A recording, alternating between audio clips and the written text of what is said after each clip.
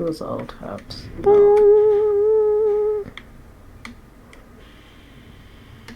That's done. It's done. Oh, I can sort out later.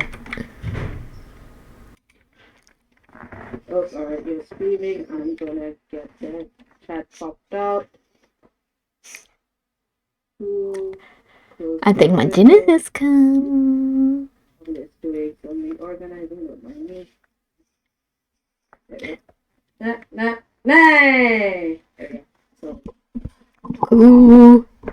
Yay! We are live. Hi everyone. Welcome to the stream. I'm Mari Still Plays. We've got Creatrix Tiara on stream today as well. And my cat Trouble is in the room, so maybe Trouble will make an appearance. A special co-streamer host. Also, am I meant to be seeing both your OBS and your live streaming webcam? Like yes. This? Yes. Like, is that inside Discord? Yes. Just want to check. Yeah. Thank you.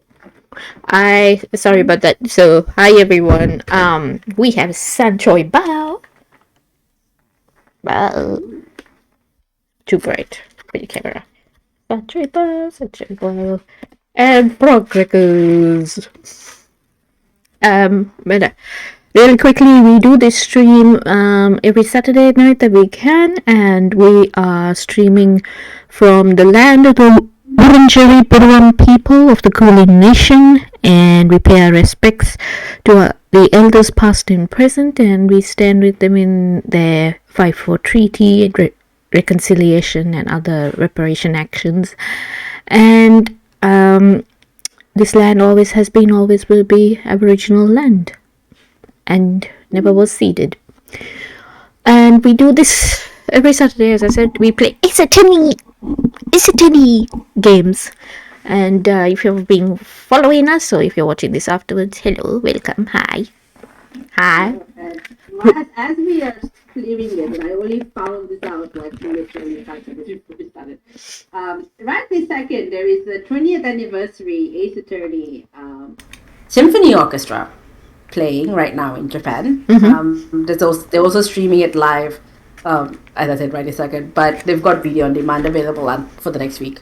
And you could very easily have that in the background, pay 3,500 yen, which is like what, 35 USD. Watch that, play in the background, then watch us, play the thing. Yes. And like their MC is like, I think, the person who voices Miles Edgeworth. Really? Okay, yeah, right. So people, you have to understand, okay, there have been a lot of talented people coming out of the fandom of Ace Attorney from across like the world, and one of them is this now very famous actor, and that Utada.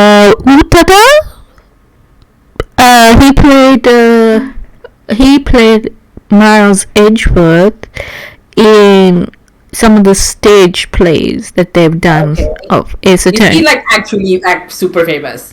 I think he's slowly getting very, very famous because he did Edgeworth.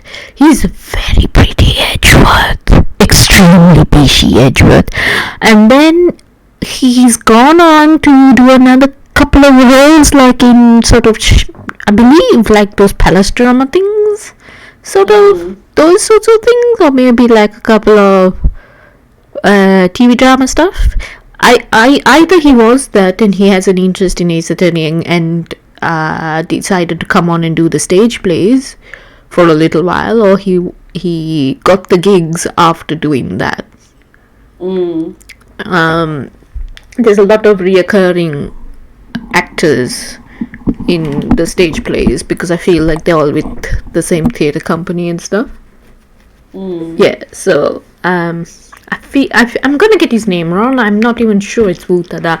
Like, if you go to YouTube and you Googles the stage plays, you'll find his name in the credits. Not credits, but in the bio. the little YouTube description thing, and that's how I figured out what his name was. And I think I'm getting it right, but I might not be. So we are now, for anyone, we played the original trilogy, we played the prequel games, and now we are playing another trilogy, and we've come to the end of the first game of that trilogy, which involves twins, by the way. And wait, this one? Yeah, aren't they twins? The two brothers? They're siblings, but they're not twins. Okay, they're siblings. Alright. And it's new case time. It is the last case of the first game. Oh my god. How long has it taken us to do this? Like 3 months? Do we continue? Yes, I think so, right?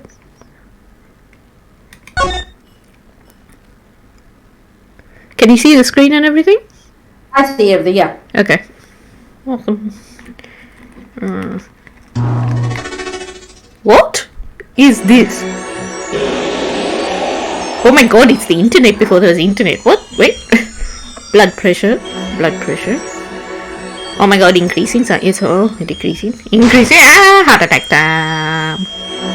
No. Gunshot time. That was a gunshot. Oh yeah, things go a bit bad shit from here on out. Okay, usually I click through this. Okay, poker. Dead poker person. Nothing happens by chance. All is connected. Yes, okay. We kind of worked that out in the first case. Gunshot. Nanni kore nan desu ka? Oh, is this the thing? Is this the whoa!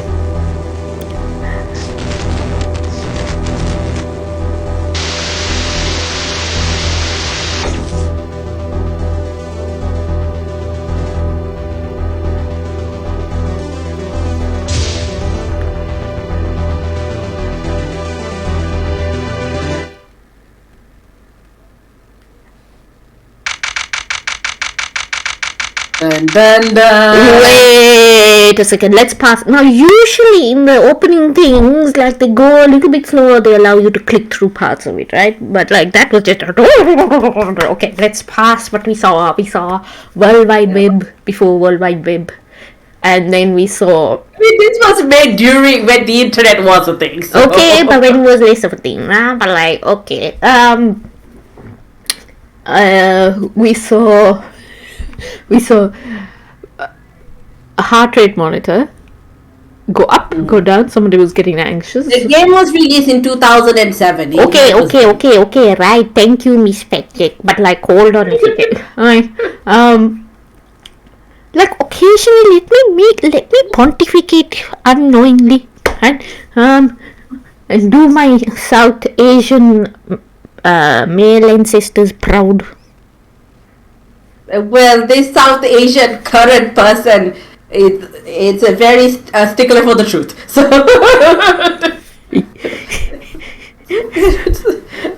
I wasn't trying to like give you a run. I was trying to poke fun, and like a lot of uncles I know who pontificate about politics not knowing anything. You know what I mean? They hold the whiskey glass, scotch glass, like that fellow. I knew that fellow. I told so and so. Rubbish. All corrupt. Bloody corrupt. Anyway.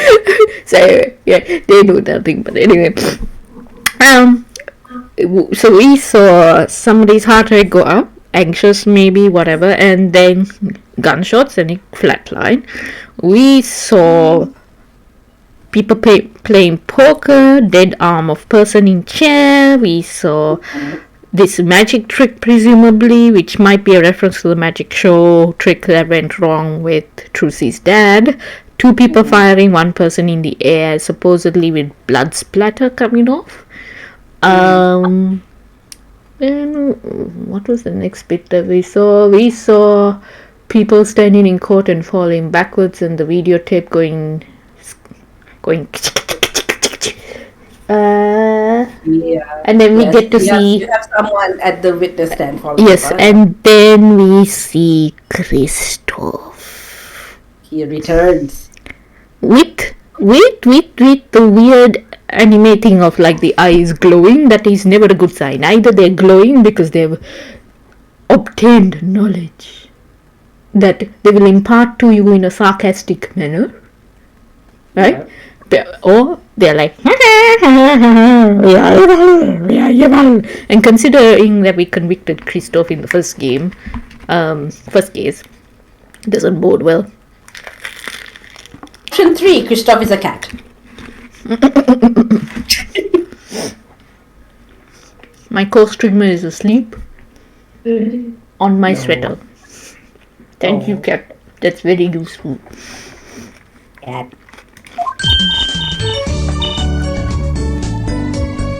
Okay, what's on TV?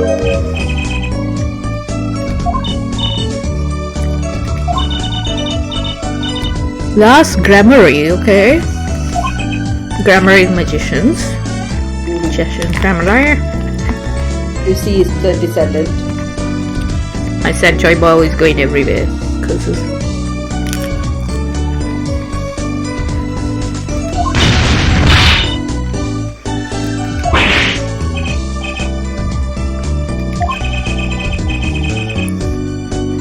Okay, so he's writing about his last journal. But he has a journal. That's the first case of a writer in his entire game.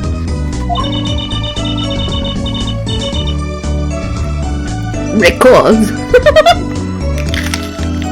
Court record.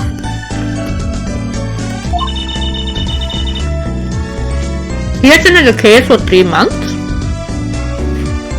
There's this. I don't 100% know how like correct like this is canon wise, but it's something I've heard around where like Phoenix supposedly canonically only takes cases where he knows for sure the person he's defending is innocent, aside from that one Mattengard case where he got kind of blackmailed into it. Which is why all the cases you see in game are the only cases he's done. Well, here's the thing. So when it is a thing, usually Western law, that when you defend someone, you have to be very much convinced that they are innocent.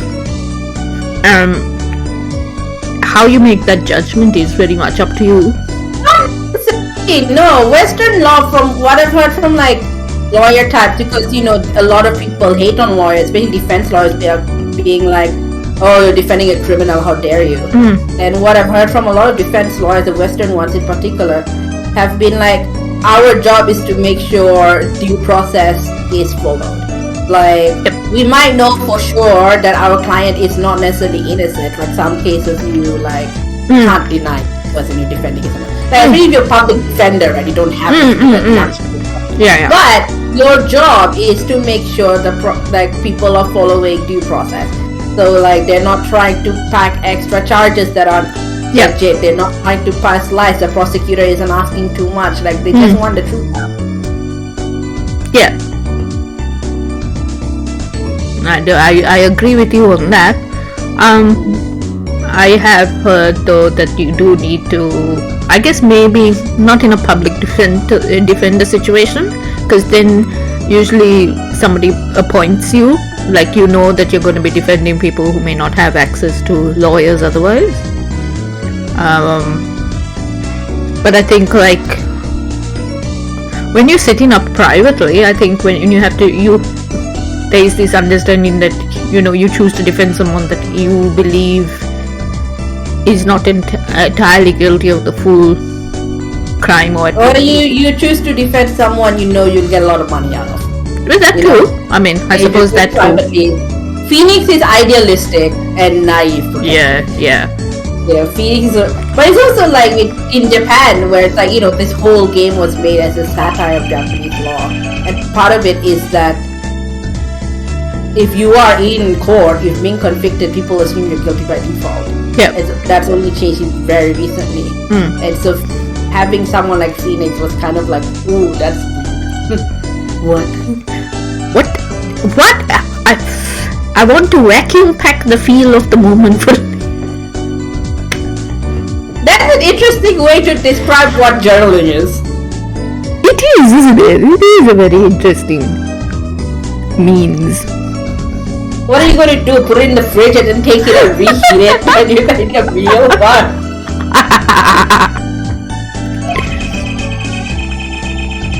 Oh, by the way, usual reminder that Tiara has played this before and I have not. I'm blind.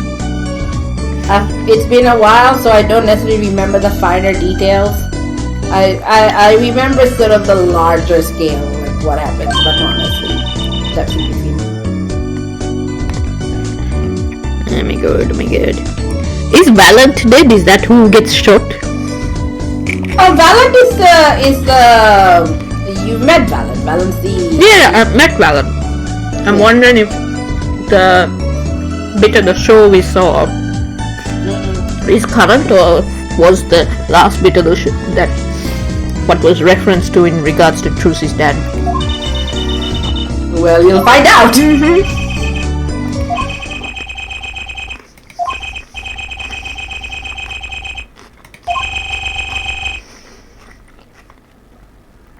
Well, that's rare. They don't normally let you do this because you see secrets. Yep. Or it's like a very controlled.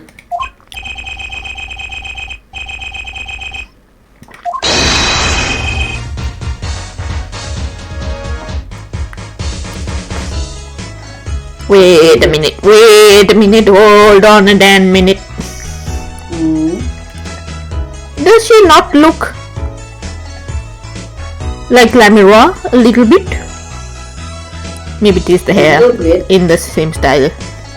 Which one is Valent? It wasn't this fellow. Valent is the... You... Oh god. I wanted to answer your question but don't spoil it. Oh, it's this... Okay. Hold on a second. This is an old photo of them. Well, yes, so that's Valent on the left and obviously Valent. Yeah, with the long hair. Okay. So then this is father and mother of Trucy in front. Wait! Oh! Is Lamira Trucy's mom? You have met everybody in this photo. Yeah, I know. Wait. Hold on. Rewind.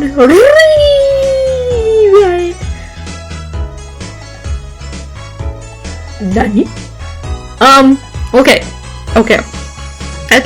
I have met Valent. I can see Valent. I perceive, maybe I suspect, right? This is theory time. I suspect person in the middle is Lamira. Hence why there's this gap in knowledge or whatever. Now, person on the right, I believe is going to be Trucy's dad. Where the fuck would we have met this fellow? Okay, let me think. Okay. Now here's the problem. We did have gaps in our playthrough, so some of these cases we started like God knows. Yeah, I only bring it up because anyone who's played through like without not gaps of weeks like we have would clock it immediately.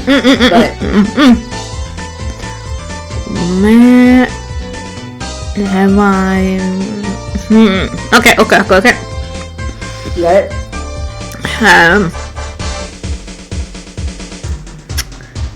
Not.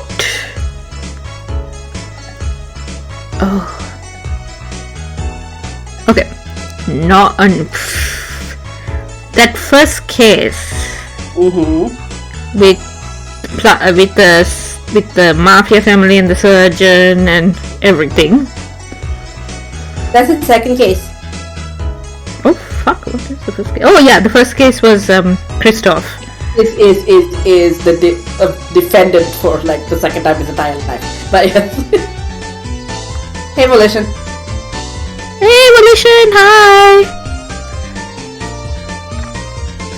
Who the Is this the guy who came to play poker with Phoenix?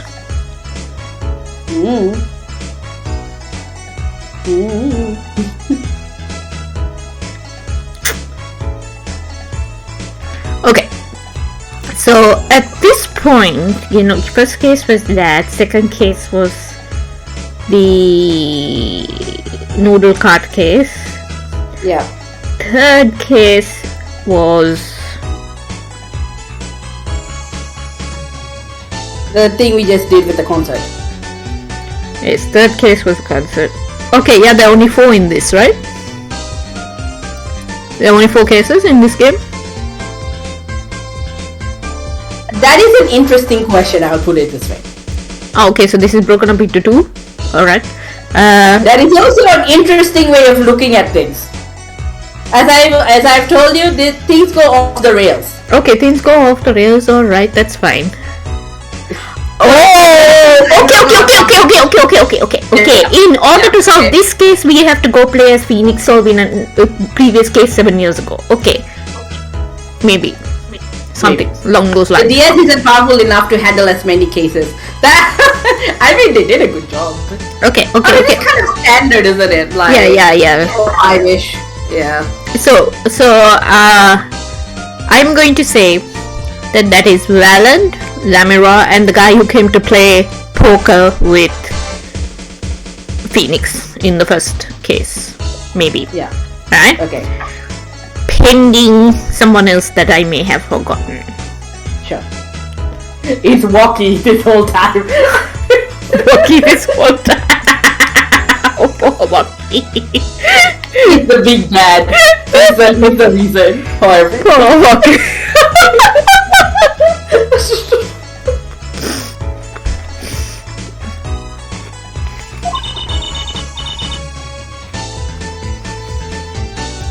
I would have thought though that Trucy would have recognized some of these people, but anyway, in my mind, Trucy turned up in second case really properly, so.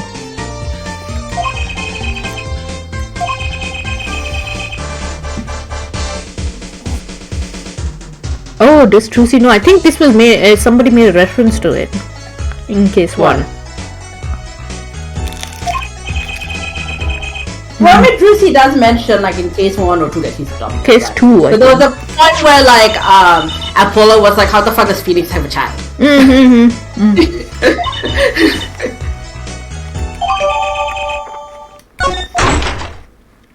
And I bet that's, like, also the audience question of, like, at what point did Phoenix have a child? Like, the years match up. Where if the child is supposed to be 15 and this is supposed to be 7 years later, and what secret baby has so they had to explain, like, Phoenix is back, Hobo Phoenix. Hobo Phoenix. He looks like he's just had some weed. He always does.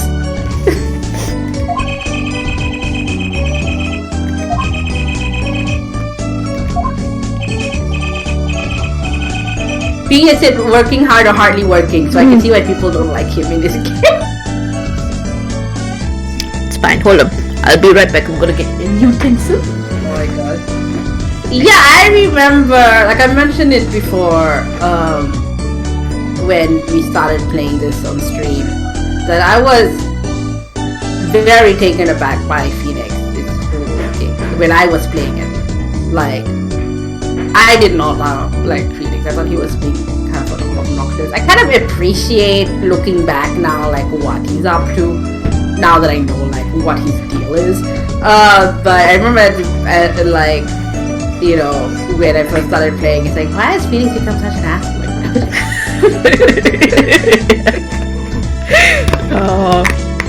I couldn't even like super focus on the magician stuff. And like, what the hell happened to Phoenix? I think it sort of just wasn't even sure it was the same guy. Yeah, that two words like, this can't be Phoenix. Like, who is this rando? Who is this? Is it Furio Tigre from like, you know, the last game? Okay.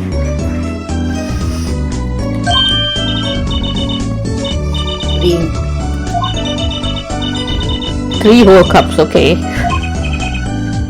Don't know me one thing, I don't Oh yes, top secret mission.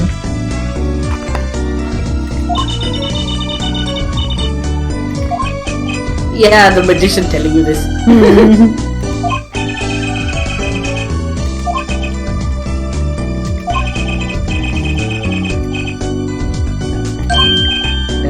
Da, da.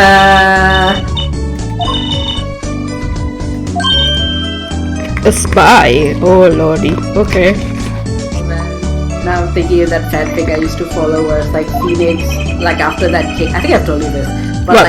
like that case where Maya gets kidnapped, the AU was that he takes the option of declaring the guy innocent, but then because of it, Maya can't stand to look at him anymore, and he's you know, like there's like that secret ending where he kind of runs off. Oh, okay. Yeah, if you pick the ending in that Matt and Guard case where you get him innocent because you want to save Maya, you do save Maya, but Maya's very upset with you, and you feel ashamed of like, you know, you gotta obviously kill the guy innocent, and so you just run away and disappear. That's like an actual ending you can get. The only time you get a different ending in any of the Ace Attorney games.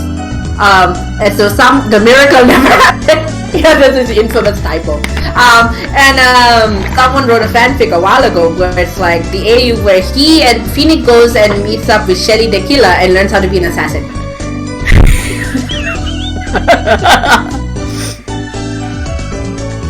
Shelly the Killer was like a really interesting character, I have to say. I really did like him despite him being an assassin. He had a code and everything. It was quite an interesting one. Oh, he's steady up here. He does figure into them, so. Yeah.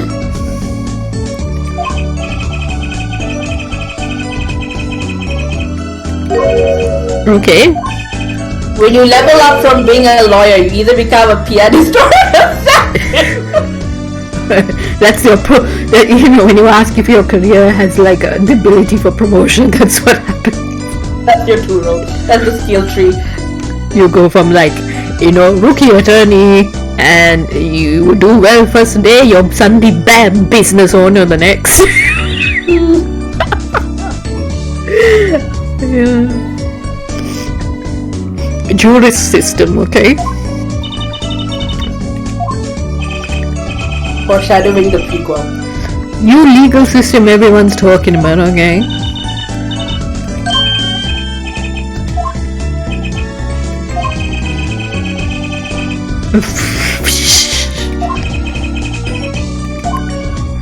Okay. See, this is sort of an interesting cultural difference because this would have been mind-blowing-ish to the Japanese players, but not to the rest of the world.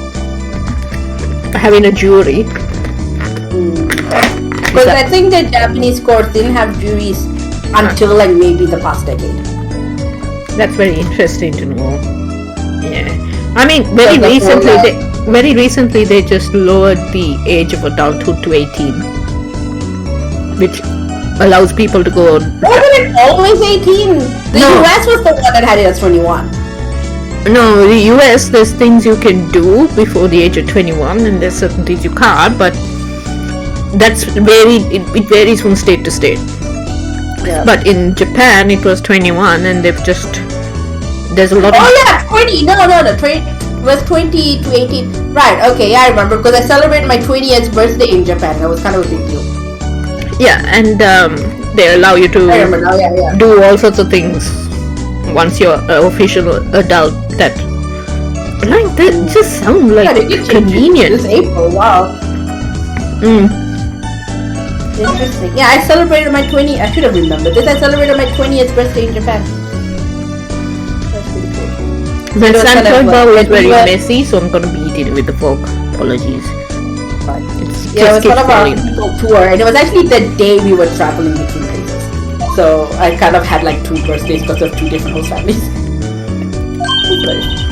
Got afraid. It's kind of what I remember. Is this a new mechanic like in the prequel game where you have to convince the jury now? No, you not in that way. It goes off the rails. But I think the jury, the idea of the jury it got made first in the Layton crossover, which I think was made a little bit after Apollo. but then they were like, Shooter Kumi liked that idea so much he brought it back for the people.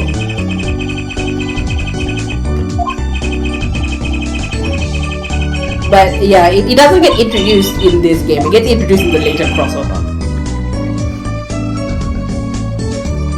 The findings directly affect the verdict, okay.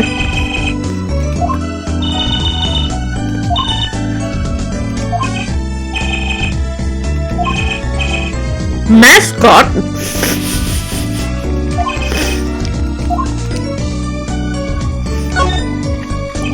Okay.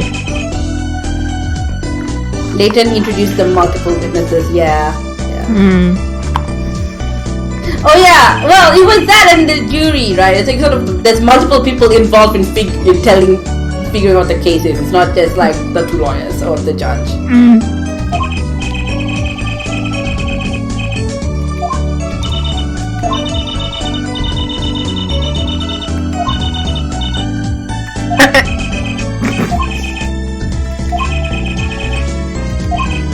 A test, okay.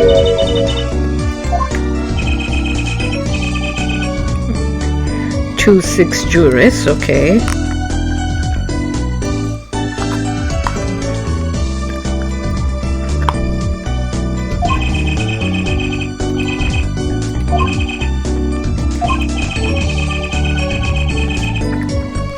Jury system simulated court committee, okay.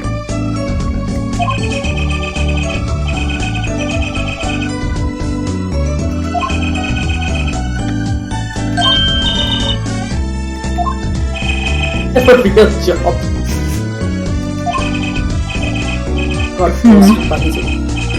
The trial's tomorrow, by the way, don't miss it. Trial simulation, okay.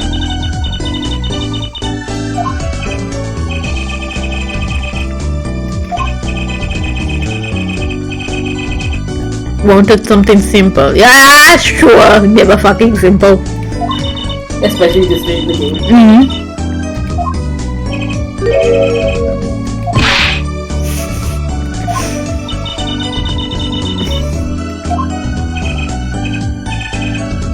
Most likely. Okay, so good luck.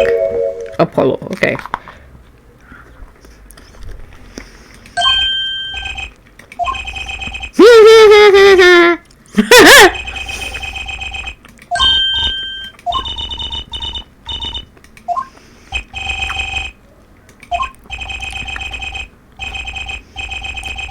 The most serious in the worst case scenario.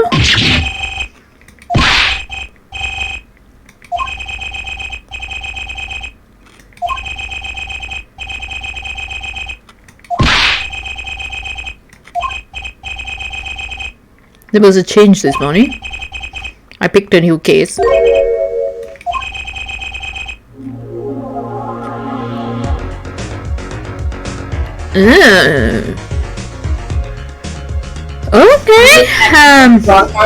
Yeah, you're right, bro. Volition made a good observation. What? Hold on. I have to scroll. Hey, yeah! String pulling. Oh, the place puppeteer. Yeah. Puppeteer. Yeah, totally. And for Edwards would never. I don't think Edwards really knows how to be a mastermind to this degree. No, I don't think so. Like, I mean, he could probably like plan something if he was pressed, but I don't think he would be inclined to mastermind something. He's fallen prey to people's masterminding, like that whole like Emma case. Or, like, sort of, that's when he sort of discovered how much he'd been manipulated by like the chief prosecutor types. See, this is the thing. I feel like we talk. But I don't think he'd be canny enough to try and plan something. No, see, I feel like we talk a lot about Phoenix being naive and being shocked at things, but original trilogy, a lot of his reactions is like, why do I feel I'm being played right now? Why do I feel this is happening right now? Yeah, and like sort of reacting to the knowledge that he's being played but not in like complete surprise and shock that he's been played. Like he sort of suspects it's gonna happen anyway, and he's like, I feel enough times you're like, and he says things like, oh, I feel like this is leading up to something, and then he goes, oh yeah, bam, there it is, kind of thing. But you see him grow in experience. He does start off like completely greenhorn. Yeah, but Edgeworth, totally naive, like totally like, you know, especially at the end when he takes over for Phoenix. Yeah, I think Edgeworth just, well, firstly, he hasn't had any experience having to defend someone. All he knows is how to find the worst in people. That's like his whole thing. Until Phoenix comes and kind of challenges his worldview in that. So if you're trained to only see the worst in people, you can't, you get sort of tunnel vision. And then Phoenix comes and he's like, oh well shit, and then that whole revelation that he's been fed bad evidence. He's not actively trying to make things worse, but he's had a lot of it. And the Edgeworth games actually, like, you see him having that character growth where he has to sort of reckon with that. Yeah. But, in the contrast here is that whatever it is that got Phoenix to this point would have happened in this 7-year time skip, and we get to see some of it at this point in the game. Not all, but some. You don't get a whole recap of the last 7 years. Yeah. And I do feel like you see that moment happening because it's so immediately after the main trilogy. Yeah. That 2-week span is where he gets all the characters. So I would say I don't feel like if, say, we played this game and they put Edgeworth in this situation, that it would have felt believable. Because I feel like everyone would have been like, but Edgeworth also was very much mired and was a victim of someone manipulating him to like such a huge degree, caused so much. I don't think he'd go back into that situation in any of the roles. In that situation, No. Yeah, so we would not believe it. But to see Phoenix go in, like, I feel like this, it comes from a completely, like, what the seed of this is. Like, I don't know the story, right? Right now, I don't know the story of what got him to this point. I'm gonna work that out, right? What happened in the 7 years, as you said, right? But having played the first trilogy and playing this now, I can see that I can say I feel like it. I know the why he's pursuing this line. Okay. Right, like as in the motivation. Right, like puppeteering, sure, like manipulating things, but he's doing it to get justice. Yeah. Right, and you know that. And it's a very different thing to like, who was the guy who was the head of the cops? Damon Gant. Oh, Gant. To Strongheart Modern Edition. Yeah, Strongheart. Gant. Who was the other fellow? Who killed Edgeworth's dad? What's his name? Oh, Von Karma, right? For those people, it was all about power. Yeah. And that makes the massive difference, I think. Yeah, it doesn't. Like, Phoenix doesn't want power in quite the same way. No, he's selfless, but he's ruthless. He is ruthless. I will give you, Phoenix can be ruthless. Oh my god. And I'm enjoying that though. I was enjoying that. In a way that's... Oh yeah. Like, it's just such a contrast because you see, like, especially in like the trilogy, right? You see him having to navigate this one case and balancing between his like values and wanting to make sure Maya is not dead. Yes. Like that whole Engar case we were talking about. Yeah. Like he gets into fucking law because he believes so strongly in the goodness that in Edgeworth. Yes. Yeah, like obsessed with Edgeworth, but there's something he is so dedicated to trying to save people. Like he runs to a burning bridge because he's worried about Maya and Pearl. Yeah. Right? Like he does not want anyone to come into harm on his behalf.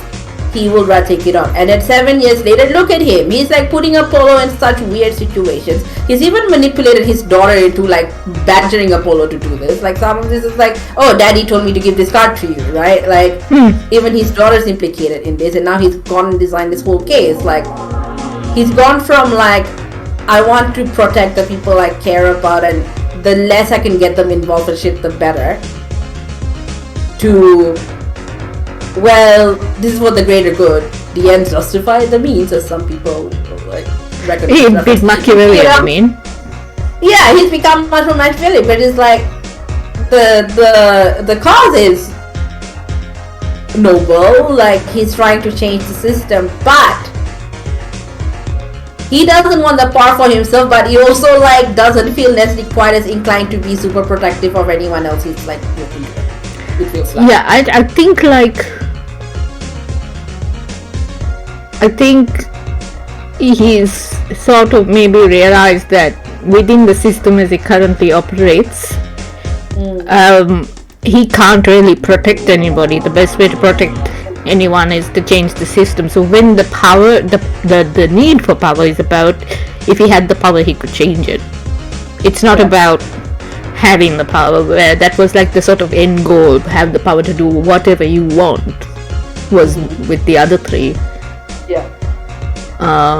And then have the power to continue. Okay, and I think like throughout the cases in the trilogy, one of the things was that no matter how well you worked within the system, you would see Edgeworth try and work within the system and still fall in foul of it, because people were always trying to trip Edgeworth up, or like, you know, frame him, or, you know, he gets caught out. And then you would love Edgeworth games because that's directly a thing he has to contend with. Yes, and then on Phoenix's side in the original trilogy, right, he's trying his level best, naive ideals, whatever, right, and none of it fucking works. So like whatever he's doing and whatever Edgeworth is doing, right, neither option works because of the system. So I think he's like, I mean that was the point hammered home throughout, right? Legal system, cops side of it, everything hammered home throughout. People taking advantage, that was the whole point of the matter on Gargan, that people could take advantage of the system, the way it was set up. So I thought that was very interesting, and I think this is why I feel like Phoenix makes sense. I mean, it's weird. It is very weird, right? You come into the game and you're like, hey, at Phoenix, but also at the same time. Who broke you, man? Huh? Who broke you? What? Who hurt you, Phoenix? No, at the same time you're just like, you're like, oh my god, what's going on? But also like, I can see this, and I feel like when you have gone personally through something where you're just like, I cannot be fucked from this point on, I'm giving no fucks whatsoever. Yeah.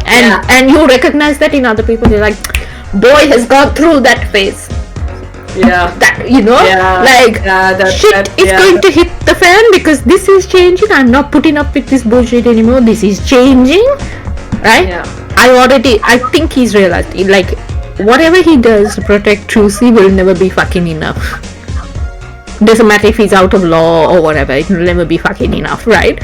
And so, and I think because we're going to play this case now, and I think it involves Trucy, and I think the reason it has to be wrapped up now is because until it is wrapped up, it will always have the potential to pull in Trucy, and he won't be able to protect her. So it's like, you know, enough is enough. Like, something has to stop. The system as it is not working. Something has to stop. Yeah. So I think that's the thing. I'm waiting to see if after the case we see a bit of relaxing, a change. I suspect, maybe. I don't know. Anyway, yes. Maybe. Character analysis, well done. There we go.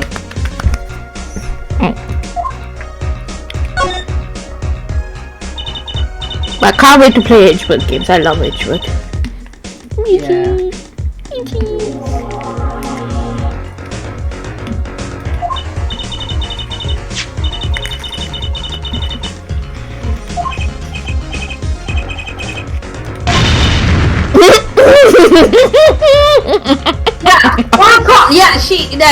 She's right though. For a stage that big, you won't be able to see a bloody card trick. The Colosseum's too big.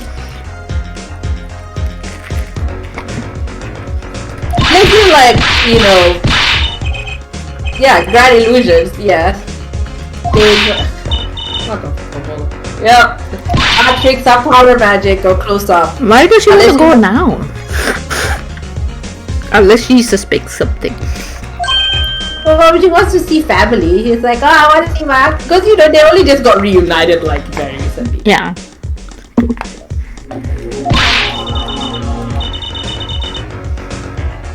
You!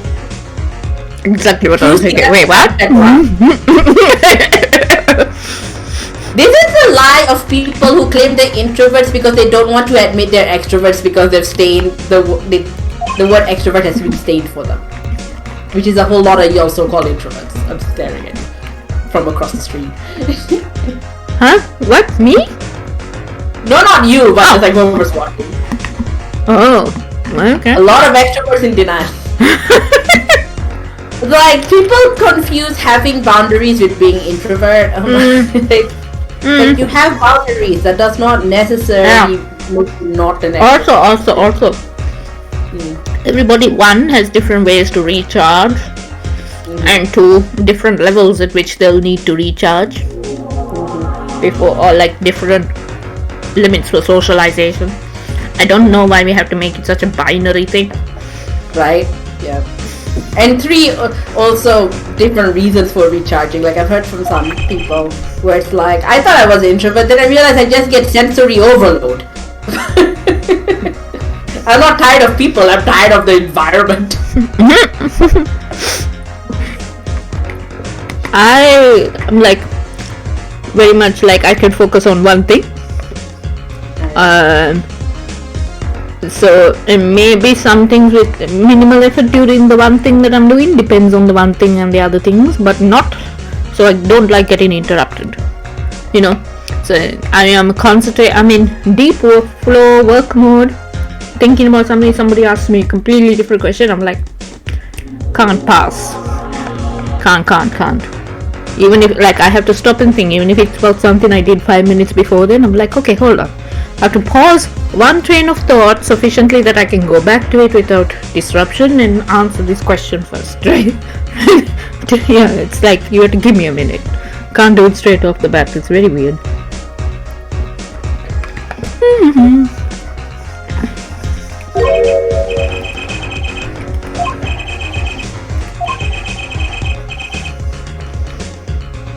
But he has to be prepared as a lawyer, come on.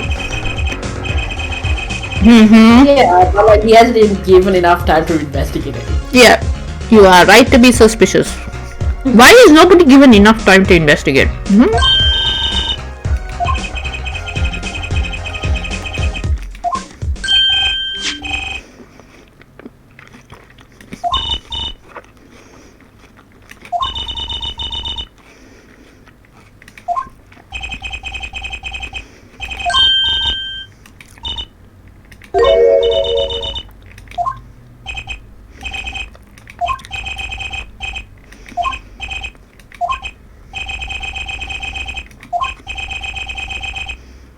Recycle your plant.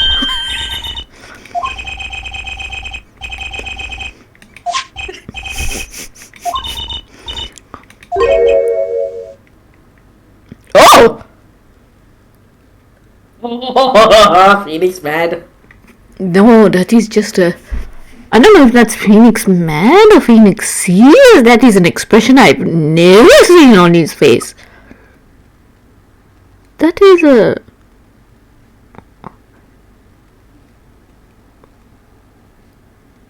Tiara, I don't think that's a Phoenix mad. That's not a Phoenix mad face. Tiara, that's a Phoenix sad face. Phoenix sad? I want to cry now! That's like... The longer you keep it on, then the worse it gets. Yeah, I know! Look at it! I really want to cry now. It's like, it's like, there's sorrow here. There has been sorrow for some time. Some healing has been done, but they still laden with sorrow is what I think of. That's not... It's like, laden with sorrow, and don't open this because it will cause you the same sorrow. Don't do it. So I'm asking you not to. So no, that's a no. Why would you give it to her? She needs to have it.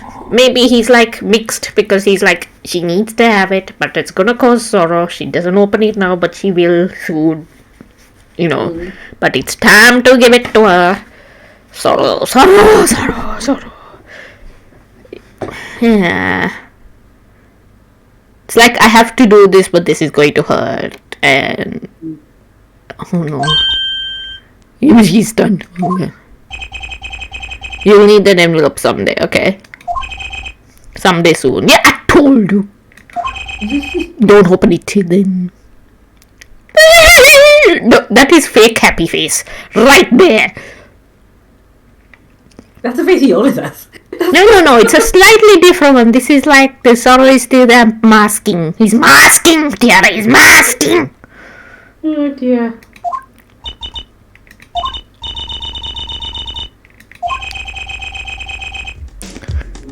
Apollo coming in.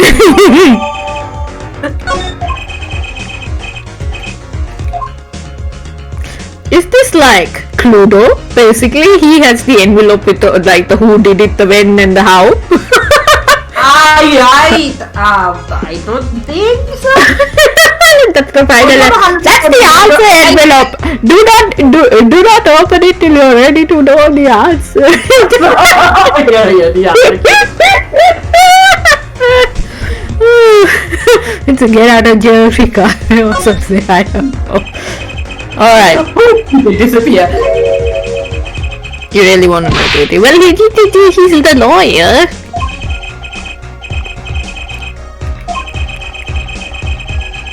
A blank slate, preconceptions. Okay.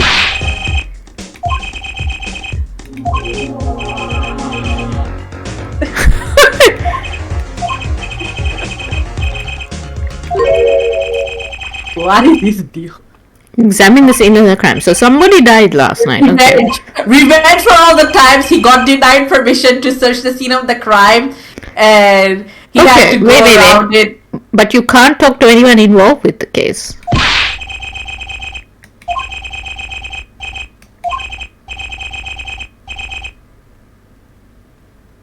Total strong heart vibes. Is that the kind of... Is that... is he trying to run it in that way to push Apollo to do something different, to like make a point about the system at the end of it all, I think?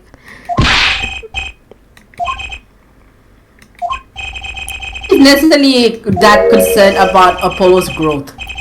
So, in this situation. That means the entire affair is my responsibility. Some sort of agenda he's trying to like puppeteer here. For good or for... Apollo's a pawn, unfortunately. Well, okay. I mean, Apollo being a pawn aside, he's doing the sad face again. I think you misunderstood what you did meant to be an adoptive father, but okay. Apollo's dad. He's supposed to pseudo boss. No, to Trucy.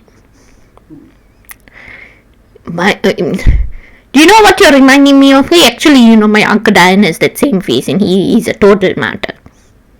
Oh dear. Matadum incoming. Incoming matadum. I'm going to tell why I played the game. Oh dear. Where the character reminded me of you. He had this face. I do this. Somebody has to. Whatever. Yeah. Just do what you can. Do you really? When has that ever been true for you? Going down to the detention center. Okay. Client's waiting for you. You can ask about the scene there. You just said I couldn't talk to anyone involved. Oh, you can talk to your client. Okay. If you can get her to talk. Santa Maria Madre Dios. Okay, wait. First, before we go, I want to present a few things. I'm gonna... Saint Mary, Mother of God. Every time you say that, I crack up. What? What? Every time you say Santa Maria, Madre Dios, I crack up. Why?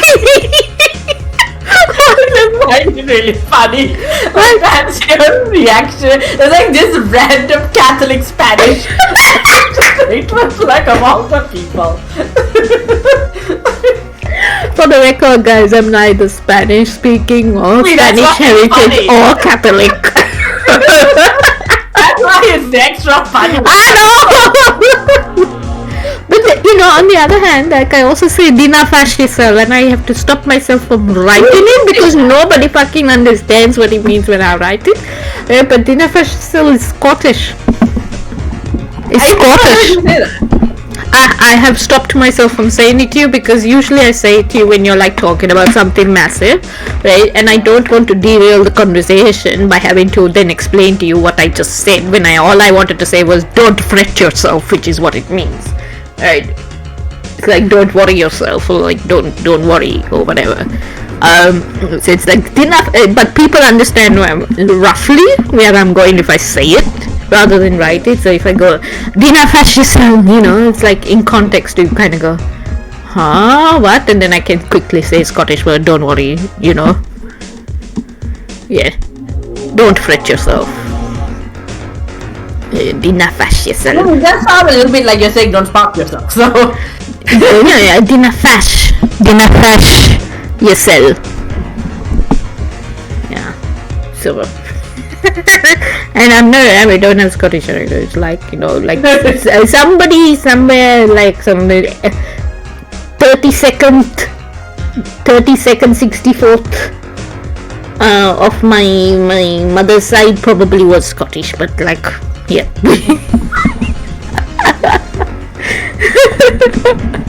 Oh god. I didn't know anybody else found that funny. I mean, I've been saying it for years. What else do I say that my catchphrase is? I mean, I can't think of it now, but I'm sure when it happened now. I said bloody alone. Yeah, like overthink what you're saying now.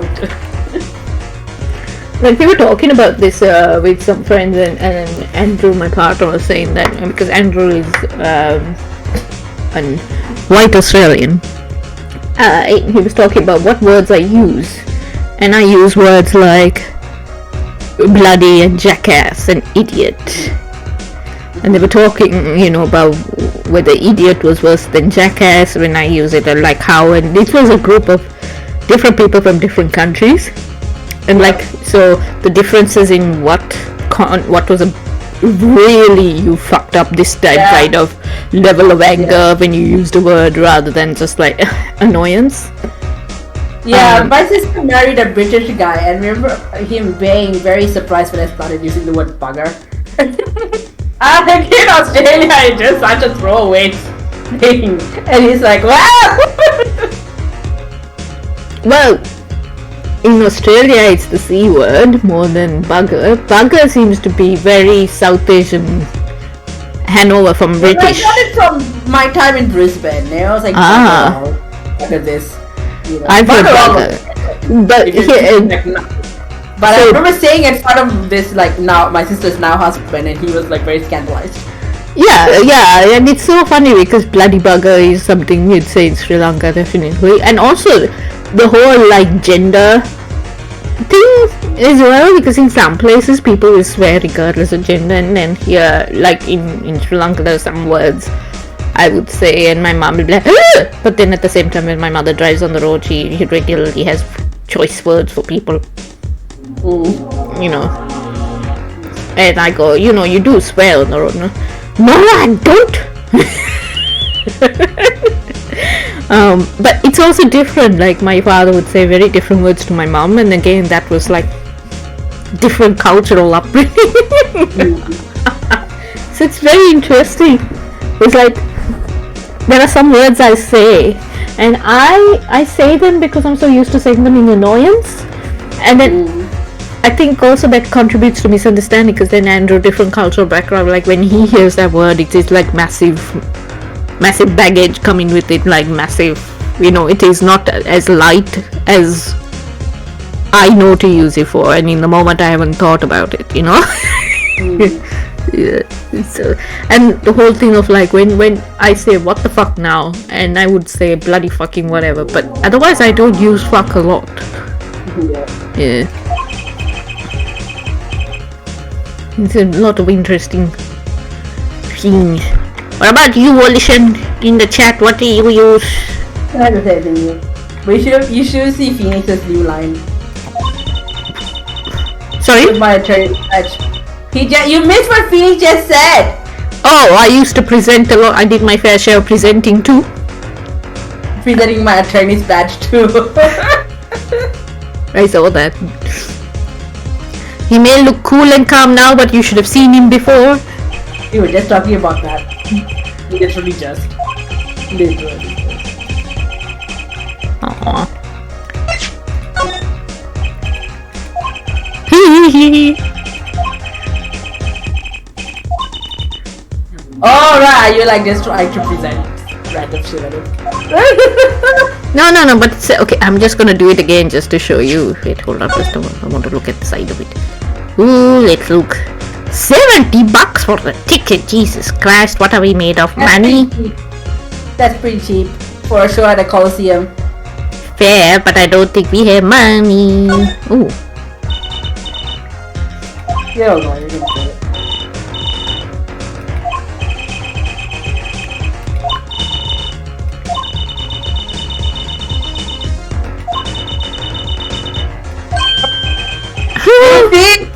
No! Do not! Oh. Your assistant. Okay. Here, when I present the thing. Yeah. Presenting, and I was like, okay, alright, Phoenix, right? But this is so funny because he doesn't say, the line isn't that he used to present his badge. He just says, presenting, aren't we? Are we? I did my fair share of that back in the day.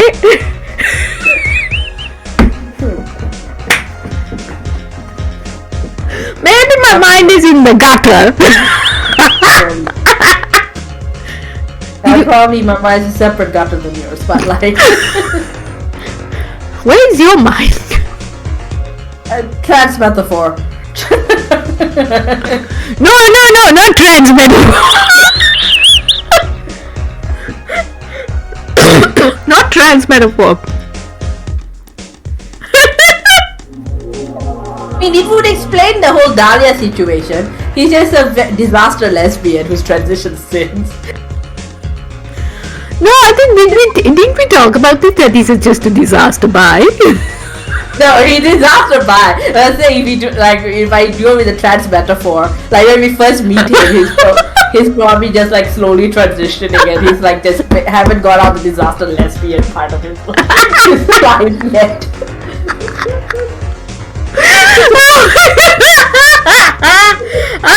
Because such a trump. No, I was thinking, you know, like say you would strip and present. Wow, that's like I haven't heard. I mean, I know what you mean. I just haven't heard of it said. Wow. But again, the context of present, I just try to. Different gutter. Very different gutter. I went straight to sex. You went straight to identity.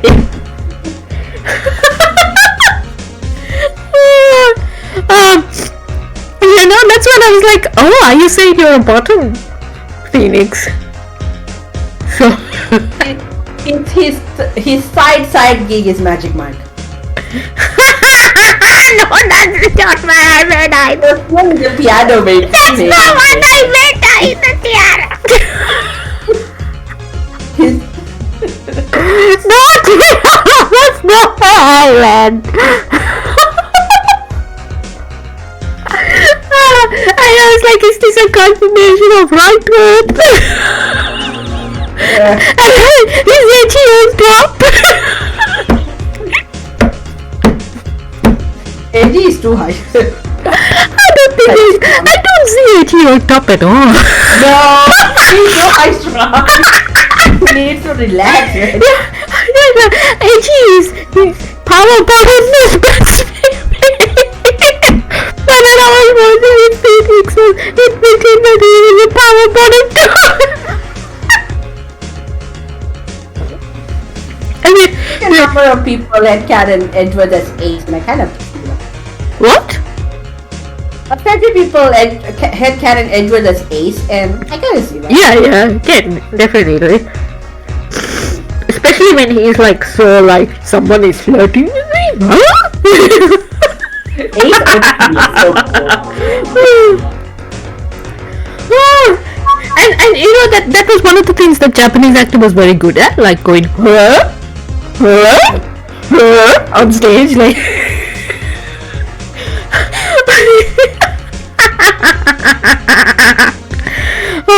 Oh my god, it's such a weird line. Shown by, see, this is what I mean, because the next line is shown by attorneys Major Lot 2. Like, so what he's saying is first that I used to do a lot of presenting back in the day.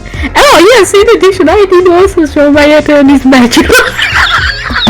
I'm a lawyer, I'm bending over, hello. Oh god. Monetized immediately. What? We haven't even gotten past scene 1. It's already like an hour. I am sorry. Oh, dyeing hair. Belisha, what color? What color you dyeing your hair? I know what it is.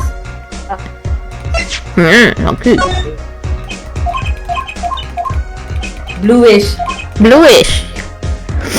Turquoise. I went to the okay, where are we going? Detention center first? We team each other. Okay, so I went to the Garnier website looking for something for my mom, and on the Garnier website they actually have this thing where you can like look at the camera, your webcam, and they will allow you to choose hair colors and you can see what it looks like on your hair. Not great, but better than a lot of ones that I've seen. Yeah, thought it was interesting.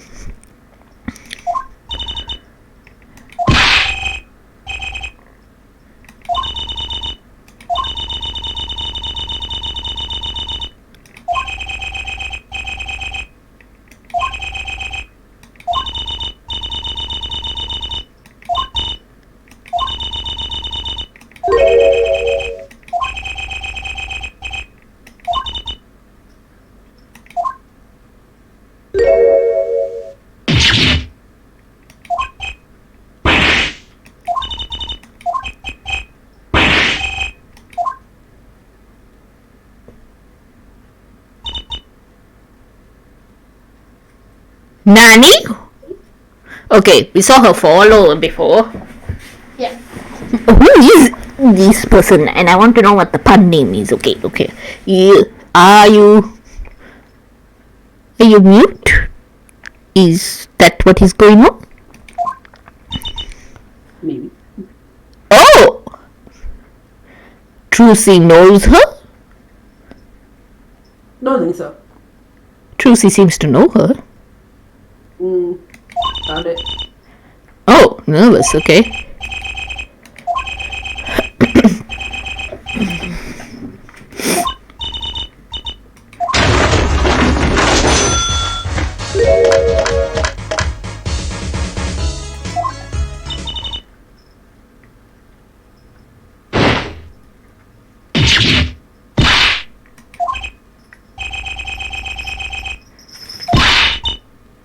Cheek panties, okay.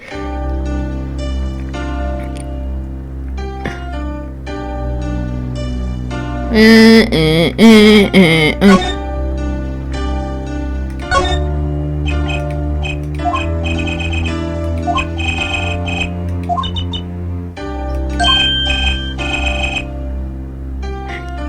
he trying? What? Are you trying to hit on your client? He's nervous, right? Does he not know how to introduce himself professionally?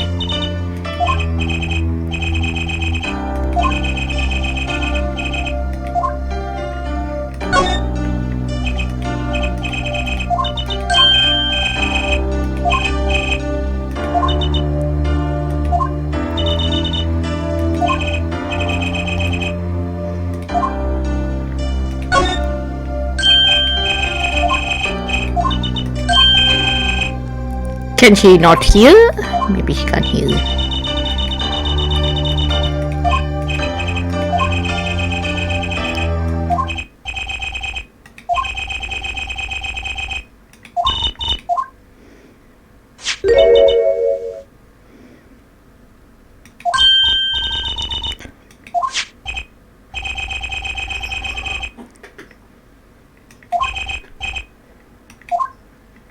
What? Where are we going? Where are we going?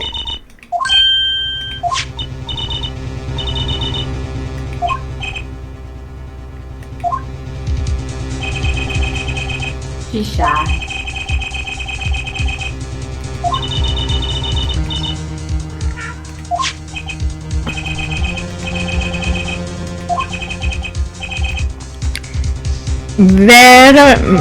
Vera mission? Vera. I don't think this one's a pun name. Vera mission. Drew Studio, okay. It's not a pun name, but it has a name that has meaning in different languages. Oh. Okay. But yeah, the meaning is spoilers. Is she a Cassandra?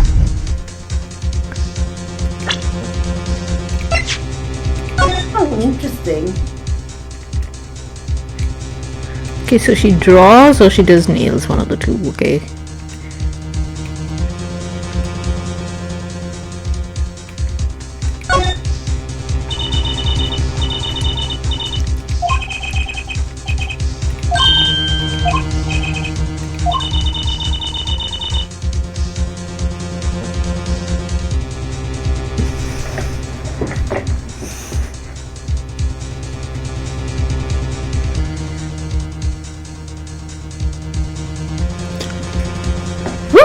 Alright.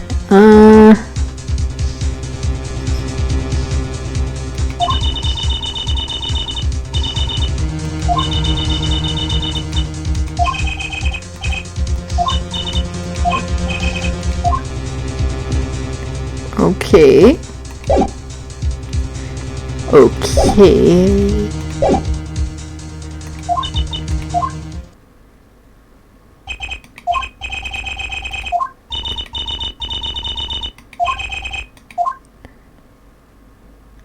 Okay, hold on a second. My cat is here. What's out? Oh my god. You know the game EVE Online? Oh. Say hi to the kitty.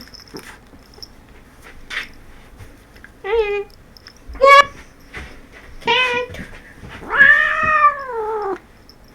Angry cat.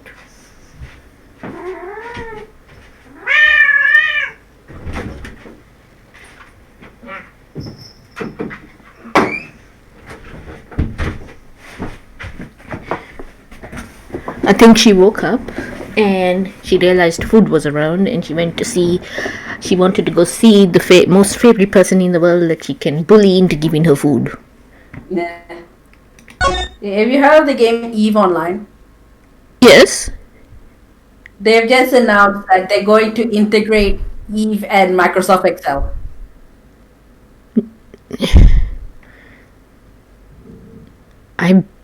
I know there was a game EVE Online, and I don't remember what it was about. You're in space and you manage whole fleet of spaceships, and it gets joked as being like spreadsheet the game, because you're in space and you have like a space battalion or whatever, but people like keep spreadsheets of like they're doing trade routes or their budgets and stuff. It's not they're just gonna make it official, like with even Microsoft Excel integration, might as well. You're already making spreadsheets anyway. Spreadsheets in space. So what does that mean? Does that mean when you open up Microsoft Excel, EVE is going to be jabbering at you instead of the paperclip, or? You can import in-game data into Excel and it works from there. What are you going to do with that? That is the game, like people like play EVE because, as I said, it's a game where you're like in space and there's spaceships and you can buy and manage, and people have all sorts of trade routes going. They run like businesses on there, like it's a whole thing. People take it seriously, and that's like the joke about like people mostly use spreadsheets to play this game because you get to be this spacefaring merchant or I don't know, something. And now it's just like, let's just make the joke real. You guys are already keeping so much data. Let's just integrate it. Like, how with Genshin, this is a very different style of game. But you know how there's always like so much math that goes on in like figuring how much you need materials you need to send people to, and you need to get this much materials from these places to. Imagine then Genshin and Excel had an integration where you could import that data across. Oh, okay, yeah. Yeah. Something like that, but base. Interesting. I need to then get. So when you start new, are you because everybody else has started? When you start new on EVE Online, are you at a bit of a disadvantage because everyone's already built their businesses up and stuff? I have no idea. I've never played EVE a day in my life. Yeah. Cool. Okay. So it's like spreadsheets the game. Volition said. Oh my god! This didn't we see in the so the cutscene before the first case was about painting. Involved painting and stuff, and I thought it was going to be about an artist, and then it didn't end up being about an artist. So this is interesting to me. Yeah, when you were talking about artists, yeah. And then it turned up to be a poker case, and I was like, hey, what? Okay, what's going on? Right, okay. Studio. Life imitating art, or maybe it's the other way around. But the tape on the ground there, it's a bit jarring. Can't see.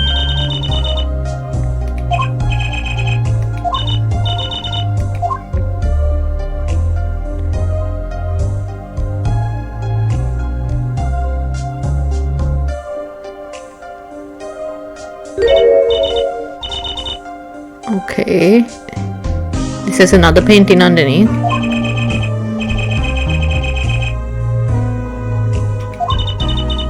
People do rough sketches before they paint. Yeah. There's another picture underneath. Volition says about Vera, she reminds me of that meme about Instagram artist versus model that people had canonized dating. Oh yeah, those memes. Meme about the Instagram artist versus model. You ever see those memes where it's like fake girl versus real girl? Oh, okay, yeah. And then people take that meme and then make it, and they're dating now.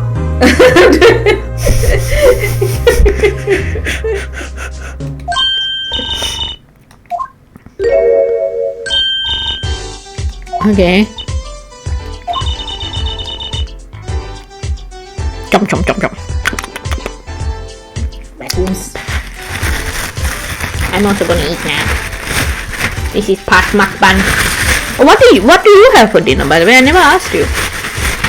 Well, yesterday as a belated Eid, Brad came over and I bought a whole pile of like Indian food. Well, South Asian food. So we had some biryani and some chickpea curry and prawn curry and the other thing I got chicken korma, and so I have leftovers. So I'm gonna have some of that. Oh, we had Rosh Malai and Gulab Jamun for dessert. Did you see Scott Morrison's chicken korma thing? Yeah. See, because the color, like that kind of creamy white color is the sort of korma my mom would make, but the chicken would be more cooked. They definitely look, oh, this is going to give you salmonella in a minute. Yeah, but the chicken korma we got from this place is not what I would have thought of as korma.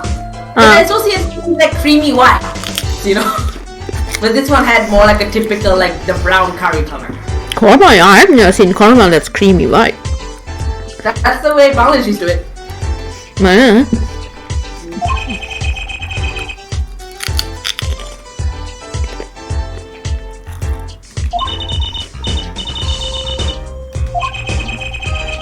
Just warming up food. I'm still here. You're what? Oh, this is going to get interesting in the next few weeks because my parents are and right in his apartment. Can barely hear you. What?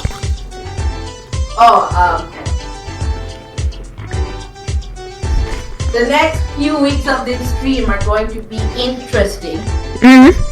My parents are going to be in there. Are you going to want to stream with them there? We'll see. See if I can like keep them on the house.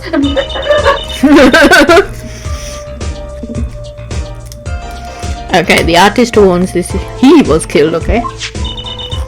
Mr. Drew Misham.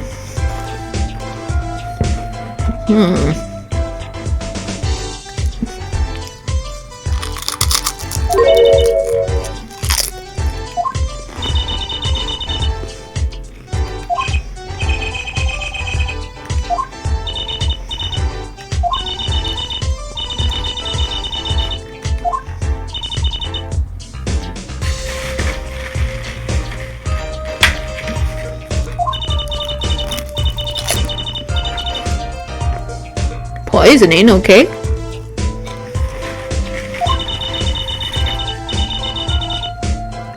Okay.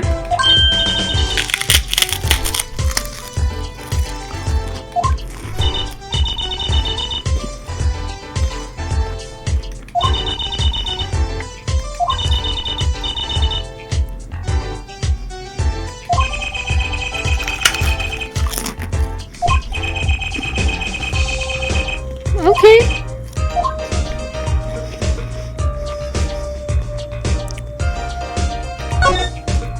Okay, let's have a look.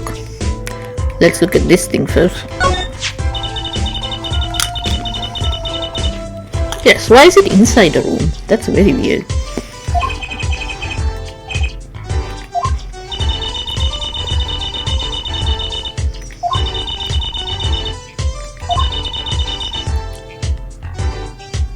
Oh, so he was a recluse?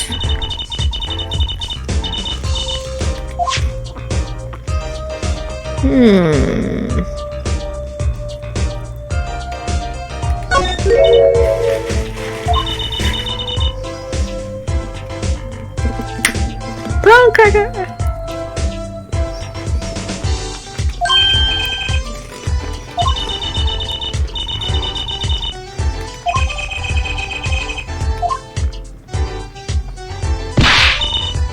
Oh, it's the same painting.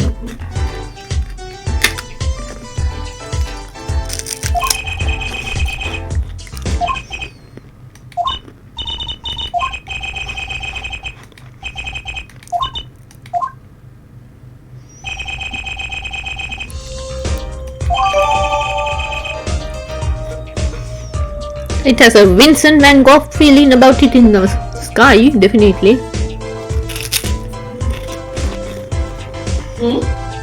This painting.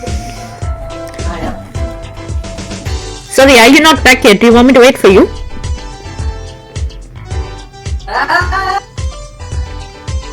I mean, I'm sort of in and out, but because the living room and the kitchen are connected, so. I can wait. That's fine. Okay. It should be done in about a couple of minutes. Yeah, follow when you're done.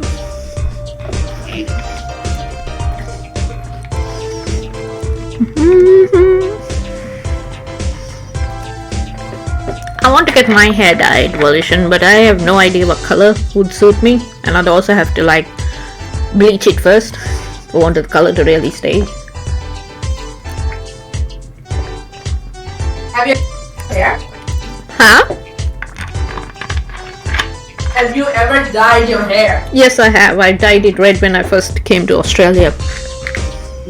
I had streaks of red and then they faded out to a really weird orange. And then when I grew my hair out, it was really cool because I had black with like these orange tips. Oh yeah, that happens to me sometimes. But for the short time that the red lasted, it was pretty cool.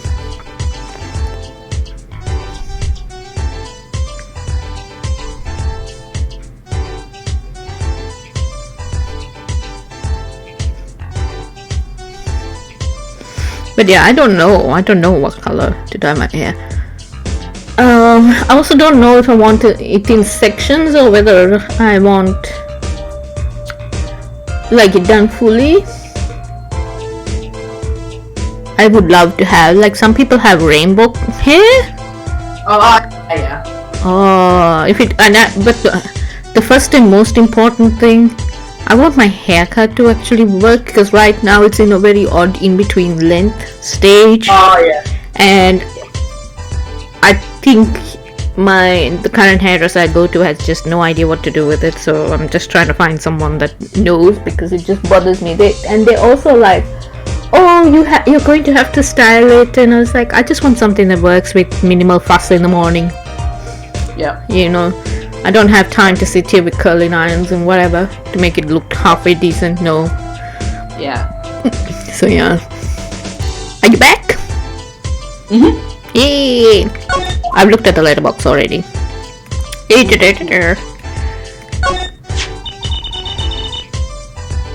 Okay.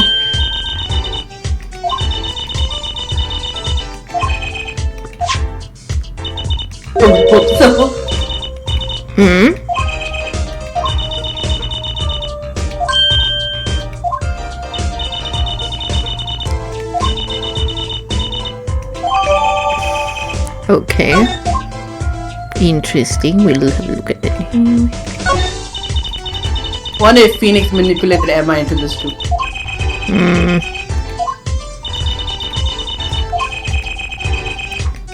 Okay.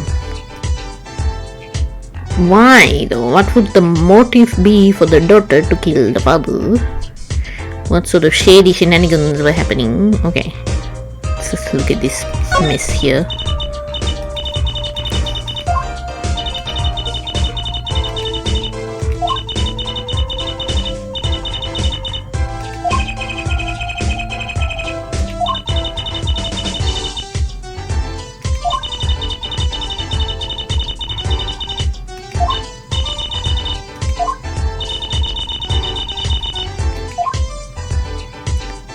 Okay, so all this spills over, but the coffee mug is up here and still full. Takes a sip, he turns around to work on this. There are two. Why are there two stools kicked over? Is this just a table?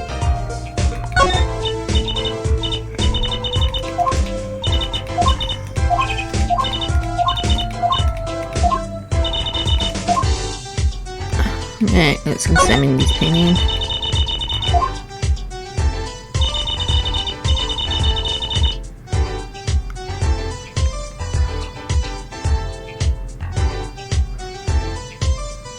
Okay, this is interesting.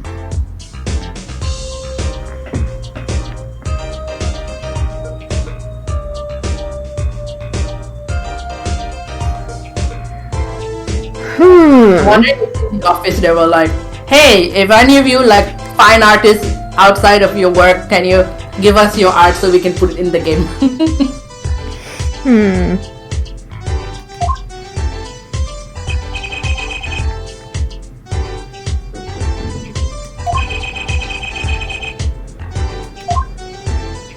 It is very like different genres, yeah. This looks like there is somebody's face up here.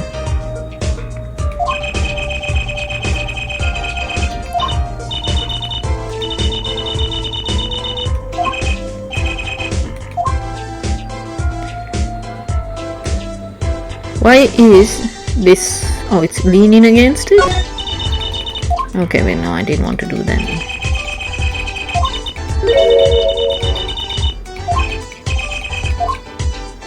Okay.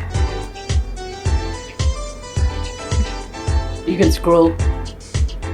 Oh, I can. Awesome. Oh, wow. Okay, good.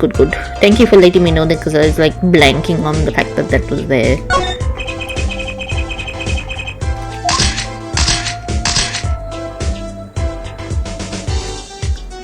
That was an interesting effect. Okay, let's look at the photograph.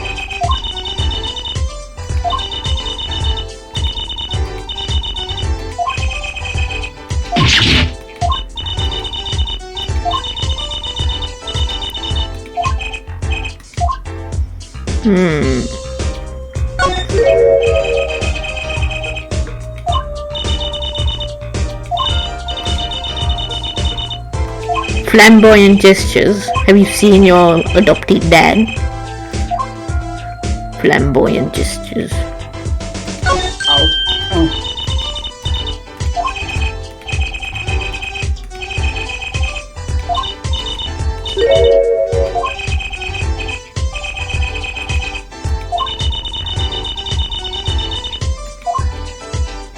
Okay.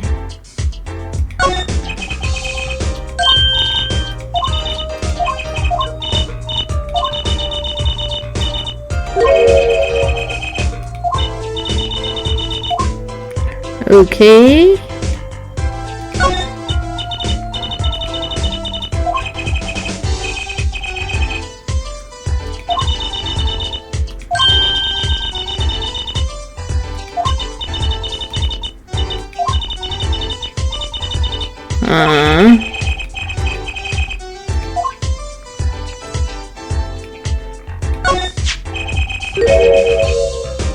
Open and resealed. Okay.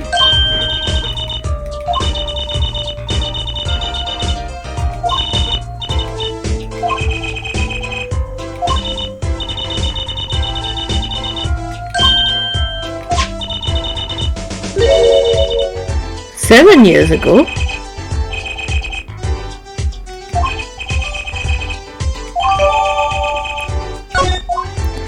Can we look at what that was? Oh, we've got them here. I don't know.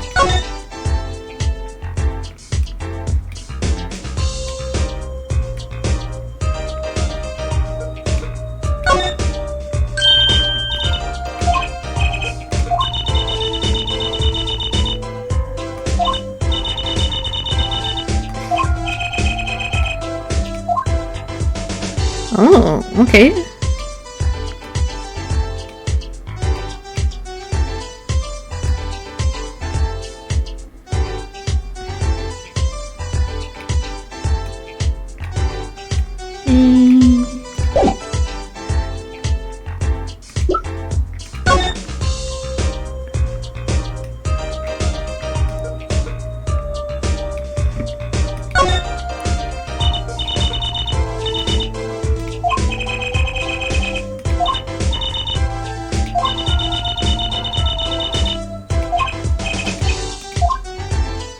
Okay. Sorry if I'm taking time.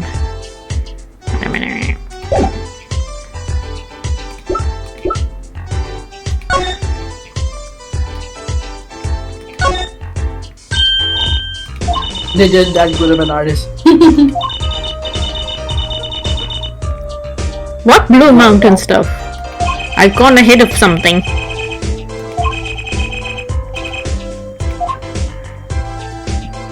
Got my head of myself. Hold on a second. Oh, it's got his signature on it. Copy. Nothing. Okay.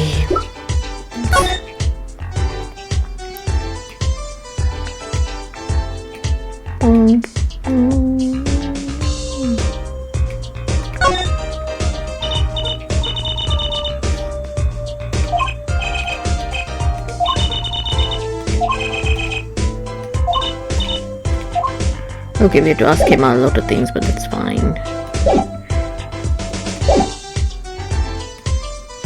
Check the front of the envelope. Huh? Check the front of the envelope. Also, I don't think you've gone through all of your evidence. No, I haven't gone through everything, no.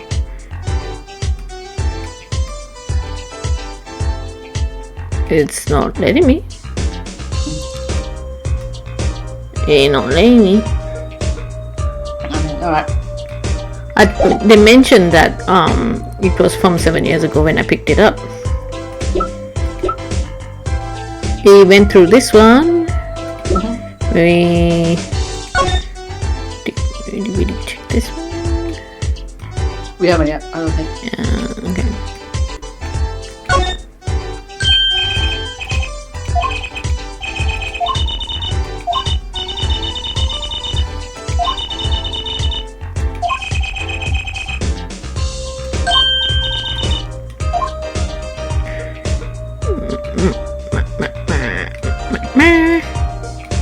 Oh, there's a seal on it, but we don't know what. I think you have to turn this the other way around. Wait a minute.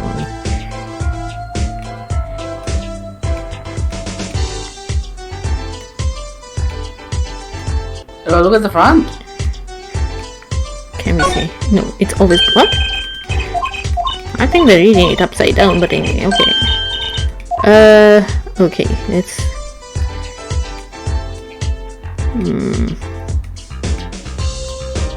They made a face too. I know, it's so cute. Mama kanji. Kanji. Nothing here is popping up to examine. Okay, we looked at this one.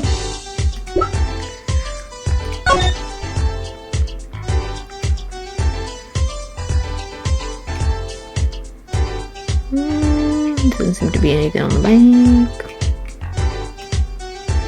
Nope.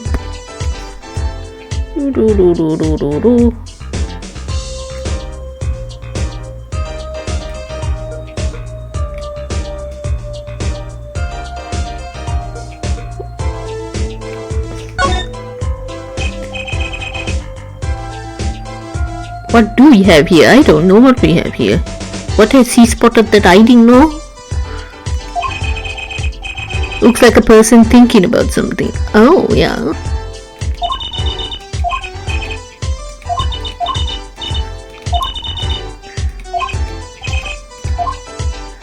Okay. Art analysis 101. Puffer fish. Porcupine fish.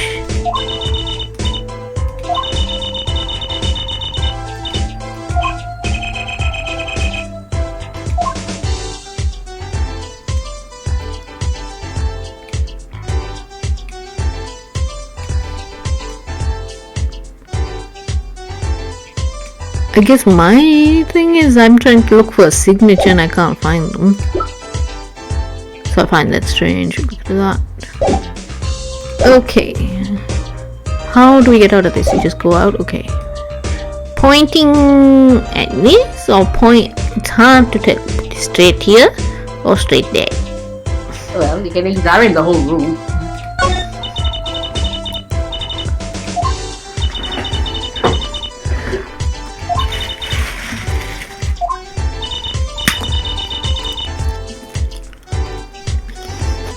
Okay.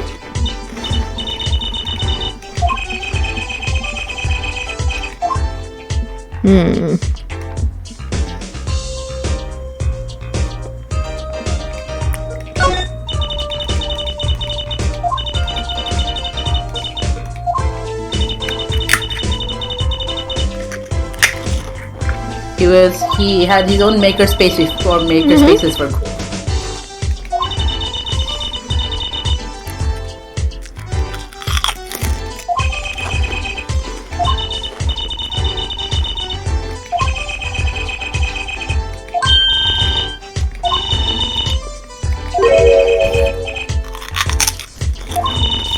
Make your own makerspace.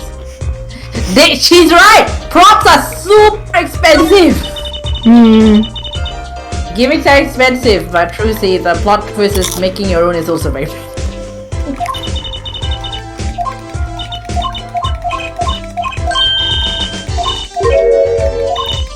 Okay.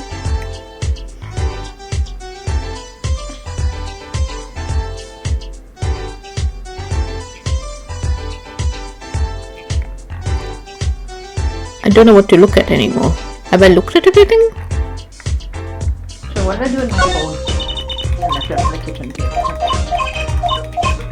I can pick to walk. Oh, there's. What? Give me 2 secs. Ah. I'm just gonna double check the walkthrough to see if there's something like super obvious. I think there's something that allows us to scan things. How we get? I think we have to talk to Emma.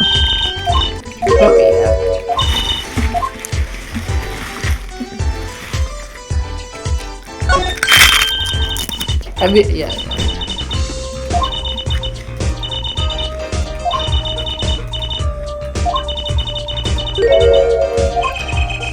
There's did you find a painting that was hiding somewhere? Yeah. Yep. Okay. Yep.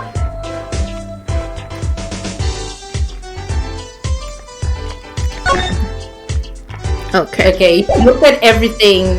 I think we need to talk to Emma. Yeah, you need to talk to Emma. It is a lot of it is like Emma needs to help you out.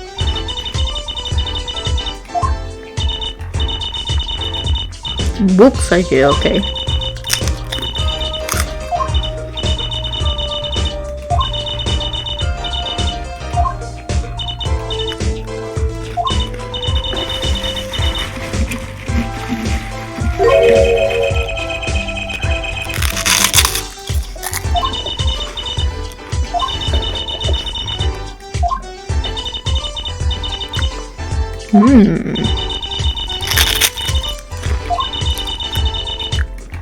Hermit, I told you, was a recluse.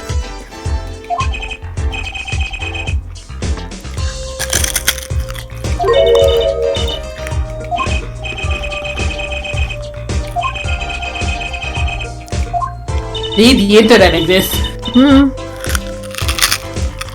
Oh. Okay.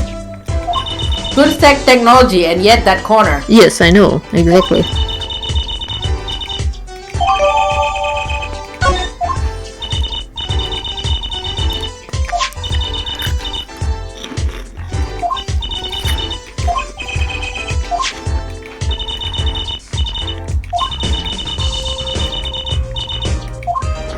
Doesn't mean she did it.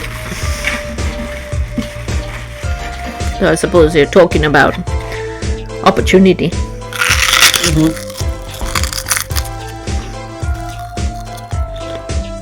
Power.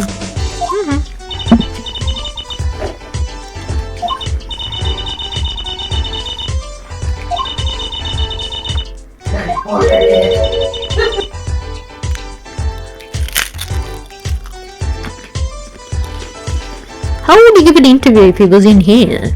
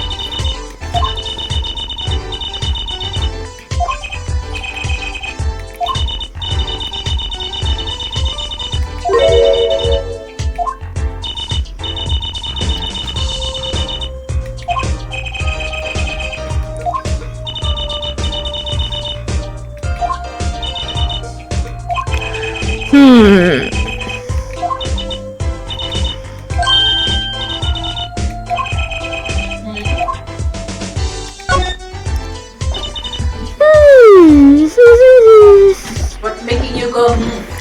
What's making me is the fact that I need to go get a glass. Hold on, I'll be right back.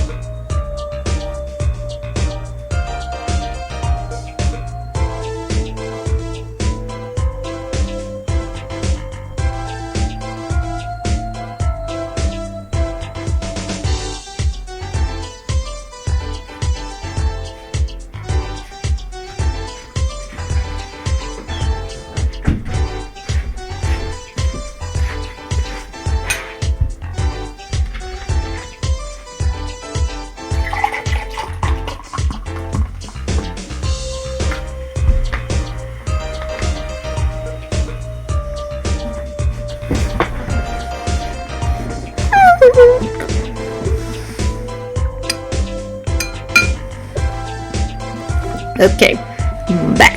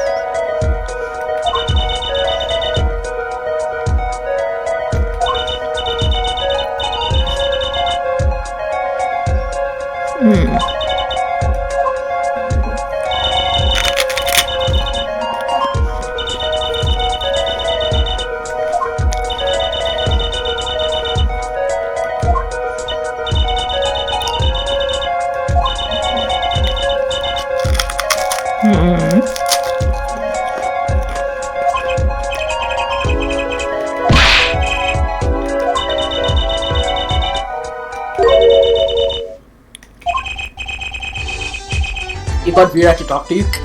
Yeah.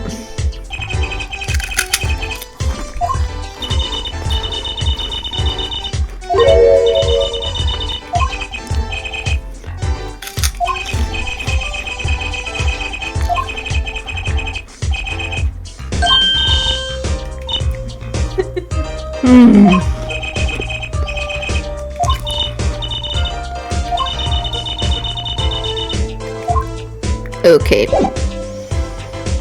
Cool, because I have a lot of things to show you. Like the badge.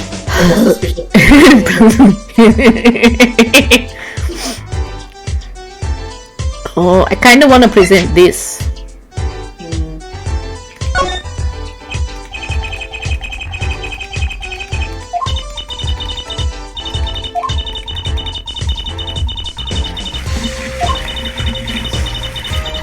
Focused in your inquiries, okay.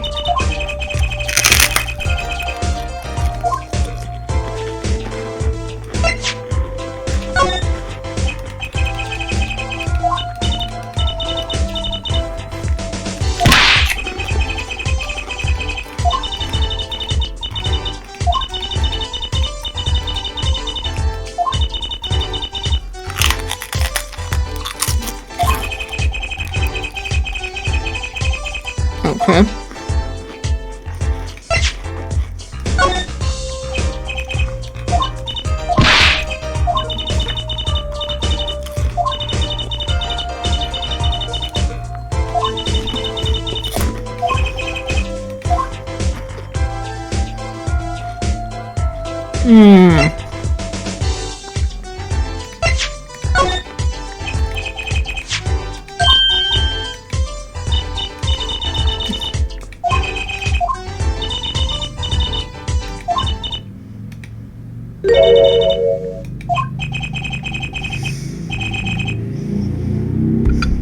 Okay.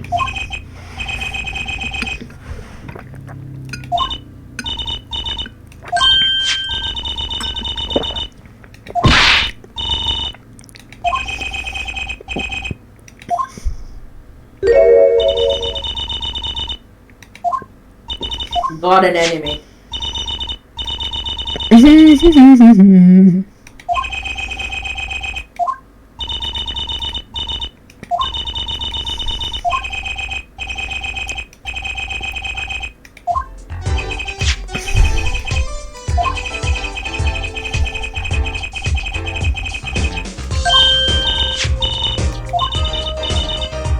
You want to know about my tool, do you? Okay, Emma. You've been away for a while, Emma. Didn't know you had the tool, but alright. My mind is really in the gutter today.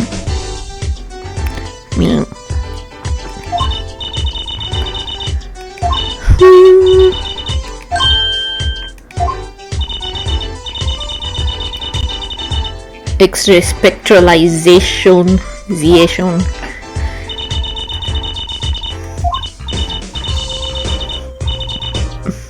I believe it's X-ray spectral analysis.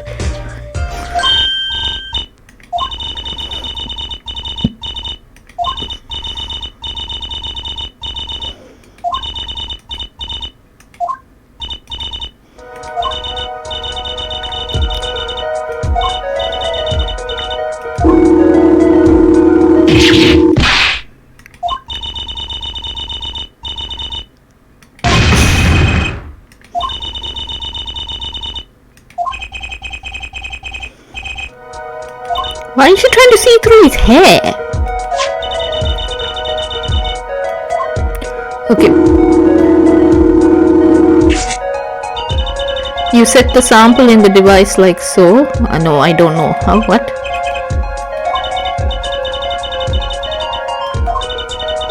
Look at the right side of the screen. Okay, that's the layer view of the envelope. Oh, okay, right?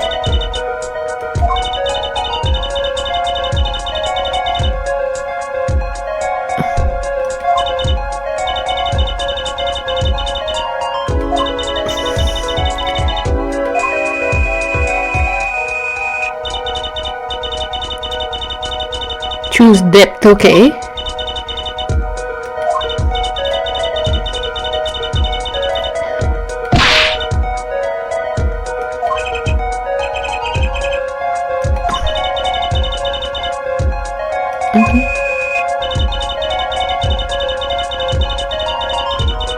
Isn't really flat at all, okay.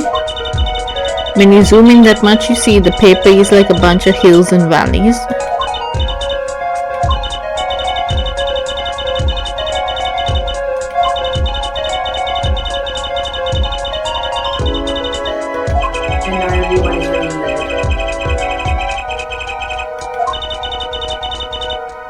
Okay.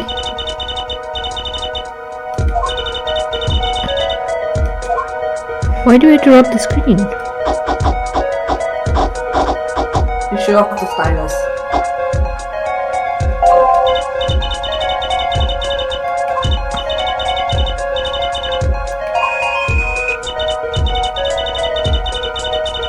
Okay. Turn and rub, okay.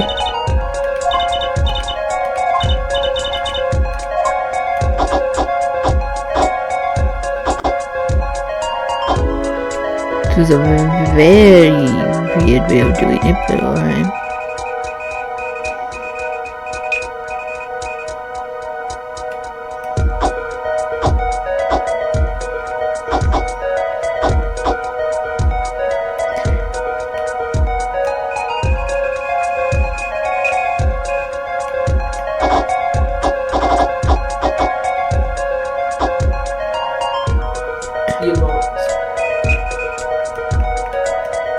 Oops. That's what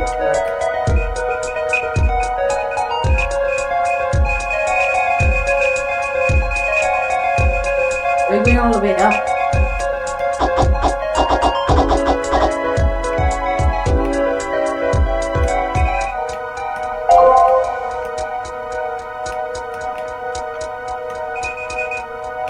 That's a flash. Okay, what are you supposed to do? When are you supposed to like... There was a flash earlier, I wonder if that was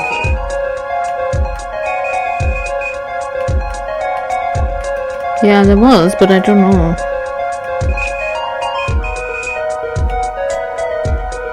That's too dark.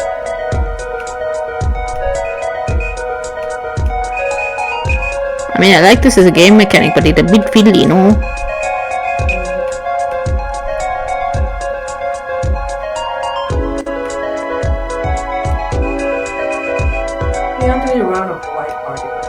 Maybe you go as far down as you can before it goes dark.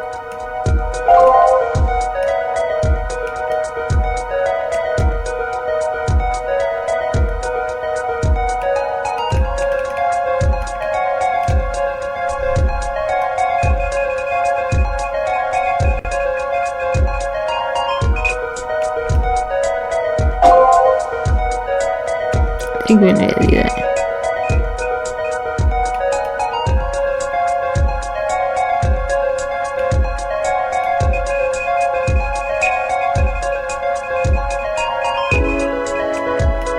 It's these top bits.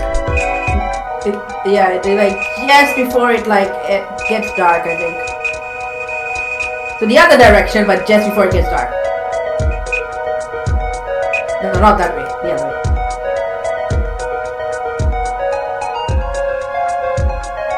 Well, I'm rubbing the screen, but the other way. Yeah, towards the bottom until just before it gets dark.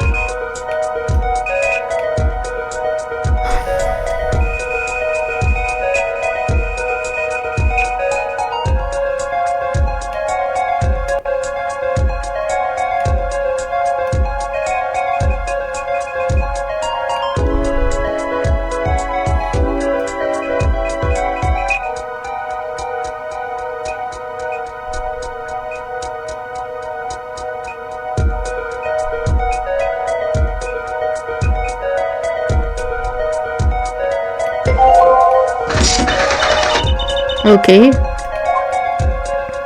Hey.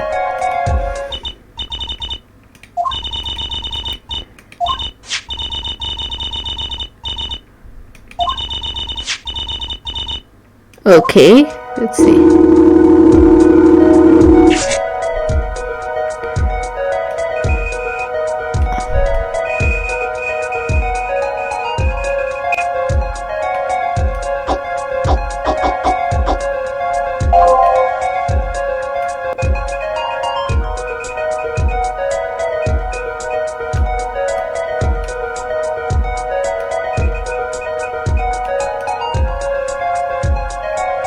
Not seen anything yet?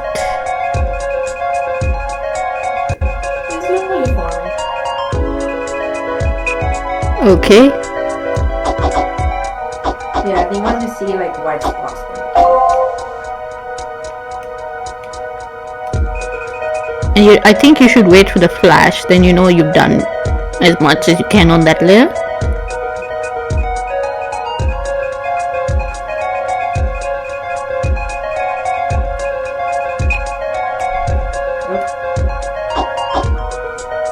Mr. Drew mission. I've deposited the 100,000 in the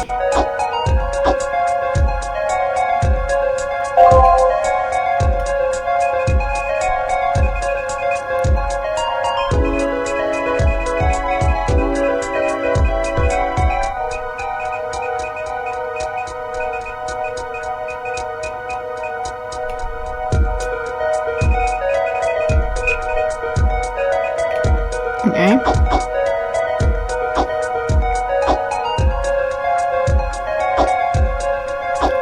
Please send a receipt once you've confirmed the transfer.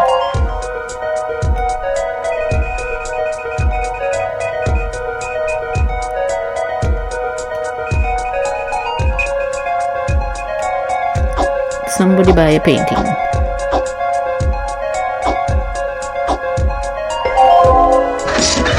Okay. Is that it?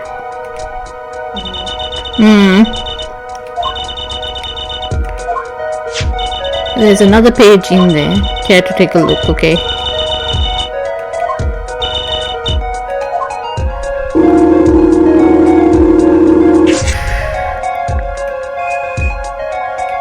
I have no idea how scientifically accurate it is.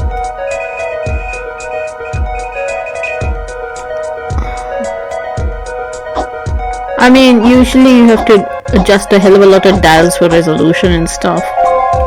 But the idea of going layer by layer is, I think, accurate. As in, the explanation of how the X-rays work is right. and obviously they have to make it into a game mechanic. Do not try this at home. Also, Tiara, I can barely hear you. I don't know what's happened. Oh, I'm back where I normally am. Oh, I don't know. You're not that loud, but might just be me. It's fine. You're probably loud enough for the stream, just not for me right now. But that's okay, because I have to lower my volume so that you don't get feedback. You're coming loud and clear anyway, so. Well.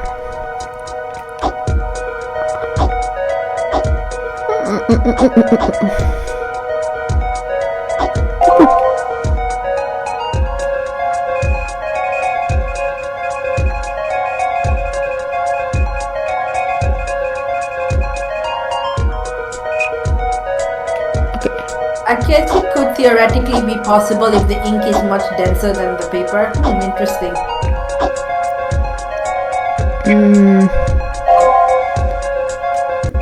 You're not a science though. I don't.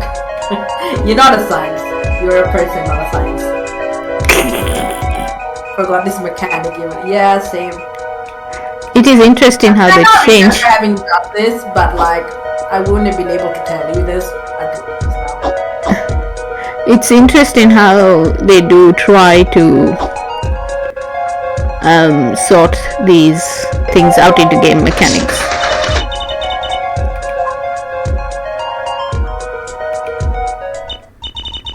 Did you read that? Yep. Don't speak of it to anyone. Signed a receipt in 3 days. Why was this letter the only one in here, and why wasn't it sent back in this envelope if it was supposed to be sent back in this envelope? Or whatever.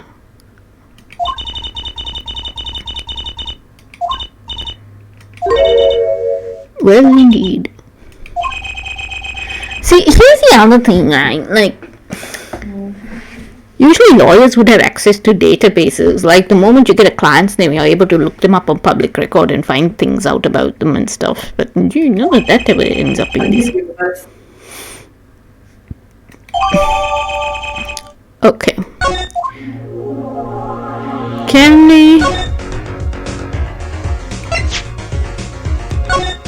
we still need it. Okay, we still need to work something out.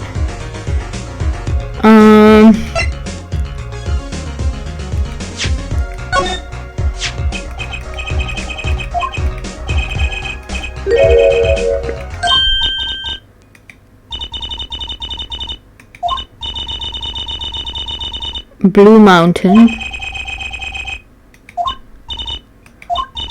And also not the Australian beer company.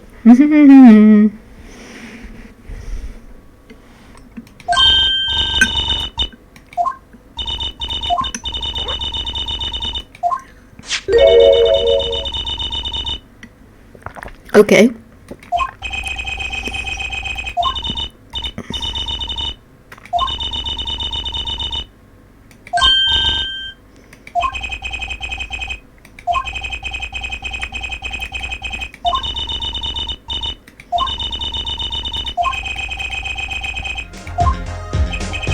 Okay, poison analysis. Atroquinine. The deadly poison found in the autopsy. Okay.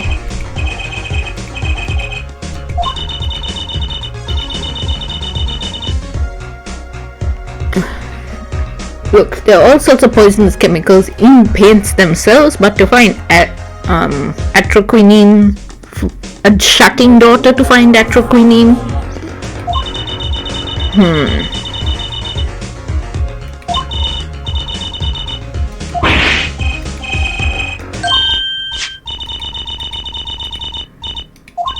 15 minutes, huh? Well, that's a contradiction. Yeah.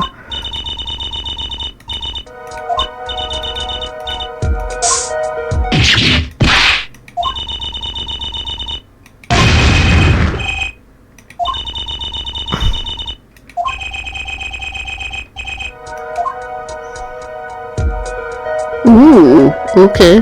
I will spray it on everything randomly. Spray. Nope. Spray. Nope.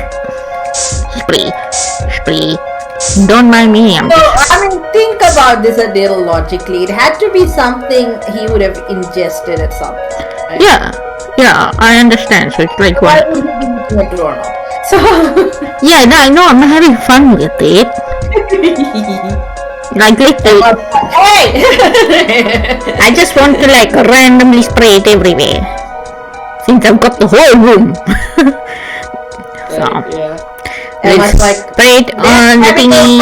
$2,000. Okay, so I'm spraying it on things, and so far those two have come up negative, which is interesting in itself. Spray on stool. I think it's gonna come up here. No? I'm sure some of these paints have got like poisonous chemicals in them. Spray me.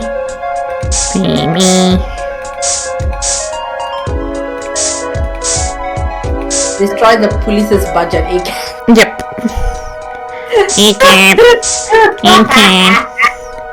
Oh my god, Volition, was that you, Volition? Haha. Oh yes, if you put your pen in your mouth, spray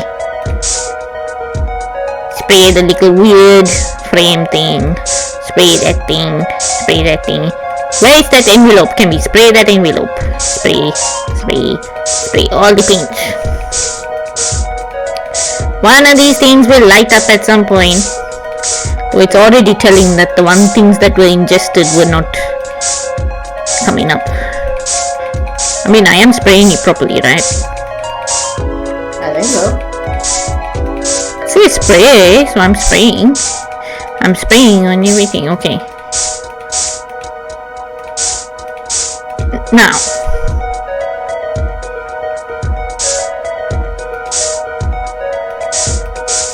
Yeah, the point is you will spray on everything and it doesn't quite work. Okay. So at some point it's going to go, okay, you've sprayed everywhere possible and nothing has turned out.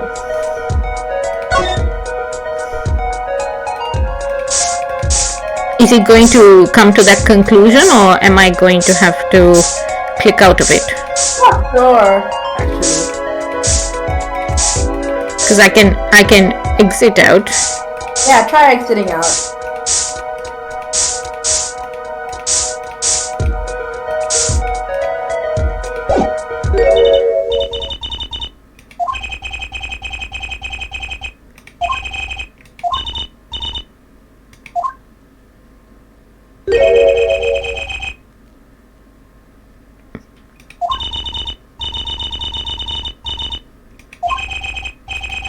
Okay, yeah, now we zoom in to spray. Okay. Spray. Ha! Found something.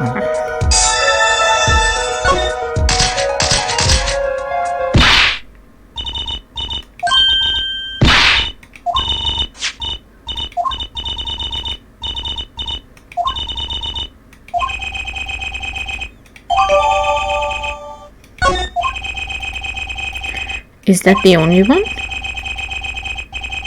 Only other place?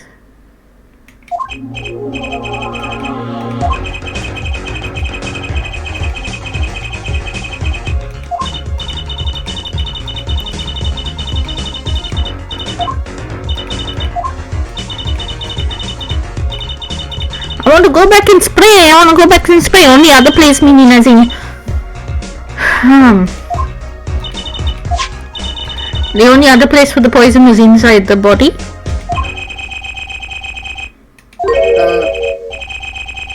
Hang on. Don't mind me.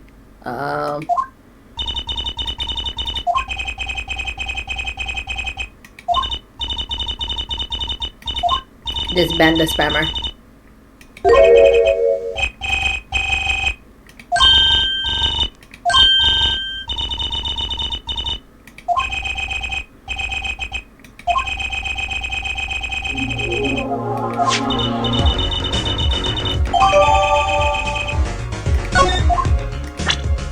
Okay. Spark Brussels. Spark Brussels. More reporters. Freelance journal.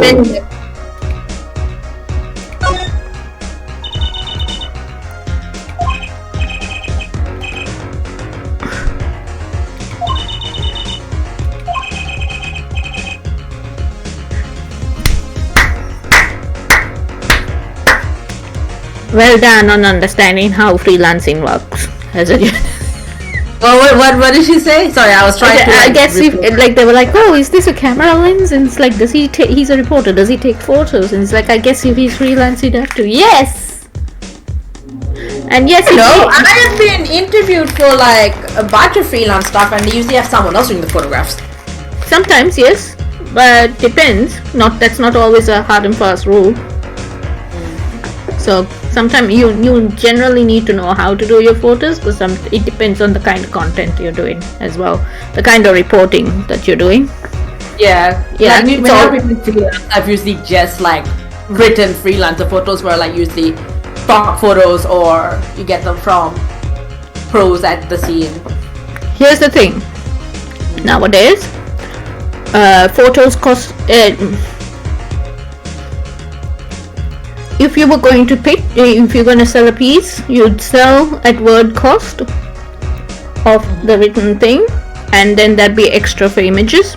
So I sold to The Age, a story to The Age, and they paid me extra for the photos I took, because it depends on the story. I was there at the time, they didn't have a reporter on the scene, and so I took pictures of what was happening, and then I pitched the story, then I sold it to them.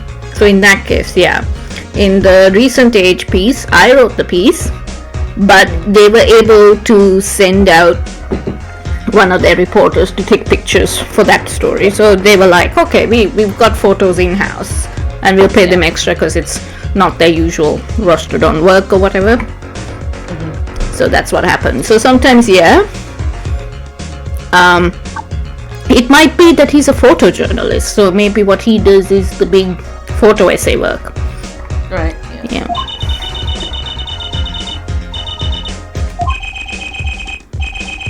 But nowadays in Australia, a lot of people don't want to pay for photos as well. They'd rather go through stock agencies. And the problem with stock agencies is that a lot of freelance photographers have to work through agencies now.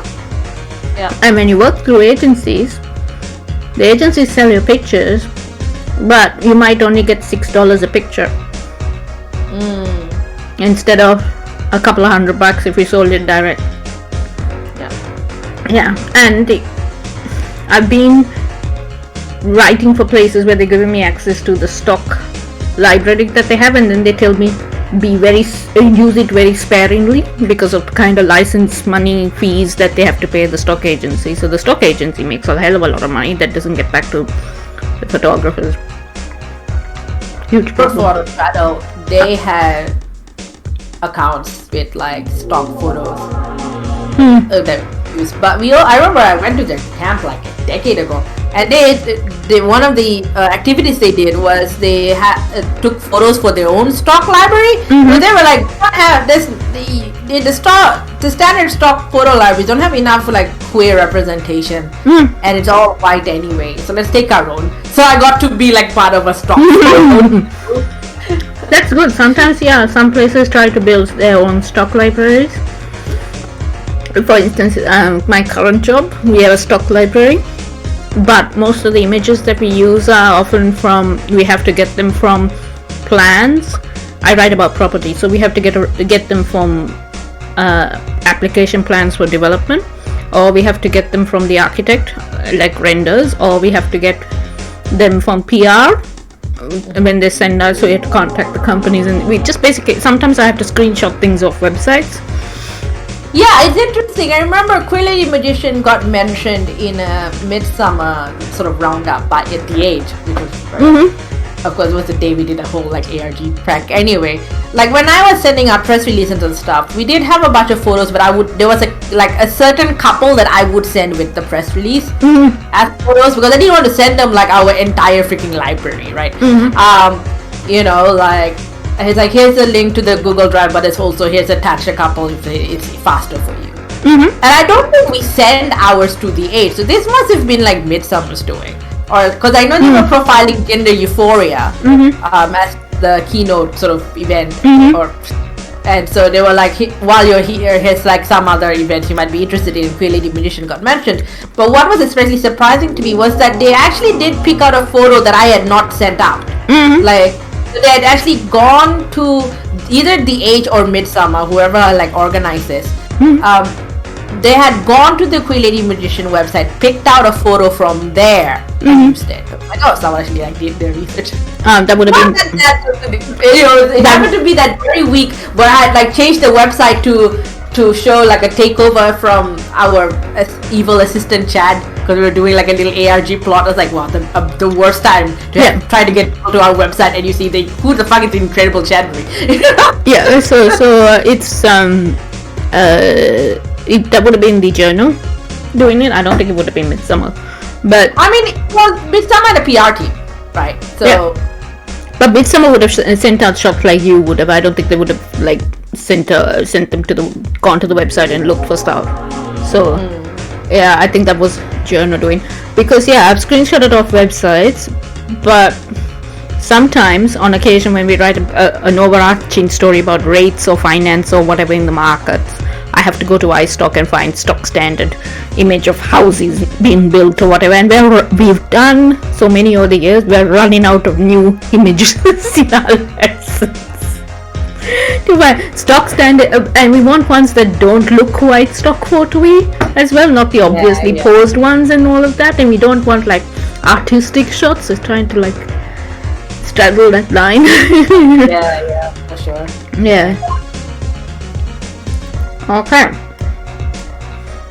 Okay. Oh! Wait, what is this? He's also a cartoonist.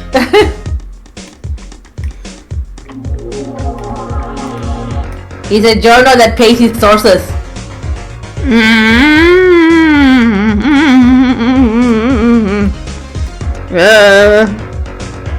I mean, that's what a lot of people assume. That's what journalists have to do.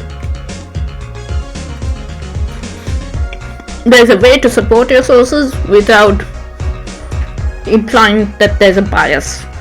So yeah, we had this discussion before, like not on, but just amongst ourselves, about like how does the whole pay me for my intellectual labor square up with paying your sources as a journalist is unethical. How do you fish that gap? Because then you can't guarantee that what people are giving you is truthful information or what they feel you want to hear, even unconsciously. But the flip side is like the only people who can afford to like talk to you are people who aren't going to lose like an hour of their hours work pay, or like people who feel exploited basically for free labor and get nothing out of it. So they're like, I'm fed up. No, so there is this whole code of how you behave with your sources, I think, as well, that people don't realize. I mean, it's not explicitly stated in the code of ethics, but it is definitely part of your practice about how you interact with sources. And it's like, you have how you have to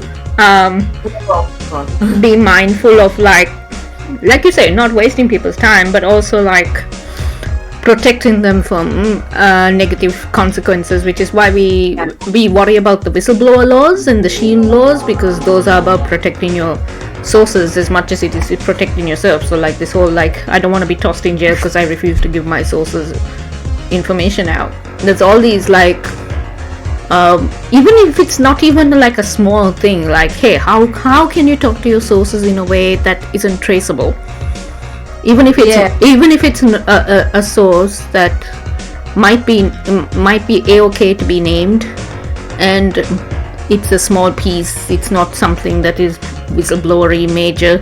It's like getting into that practice of like how do you do that, and making sure they know, offering anonymity, all of that. Yeah, so I remember trying to go through BuzzFeed for what would have been a whistleblower story.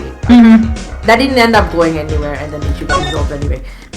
2 years later. But the way they did it was that they had some sort of a messaging system you could access via Tor. But via Tor? A browser that is like provides anonymity. Like it's not just like, oh, you turned off incognito mode. No, it was like a whole thing. A special address, and you go through there, and then you could talk, and then you had like a code word. It was very intense, and I think part of why I didn't go anywhere was because like couldn't like be bothered to go the 5 steps to go anonymous. I was like, maybe I should have just named myself. This is gonna be faster if I just like went through myself.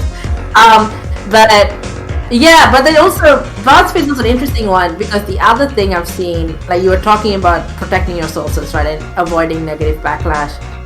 One thing I've seen a lot is people responding to this thing where, like, you know how like a lot of articles like directly cite tweets, you know, like, or social media posts, and you know, it used to be screenshots, but then now like Twitter, Facebook, Tumblr, it all made it to embed posts. You could just put the embed, and then it's debate about like, you know, you don't want people to steal. Like the thing is like stealing your content, especially when it was just screenshot era. There was no links to the original. But then it's also like, well, I didn't consent for BuzzFeed to take my tweets and make an entire article out of it.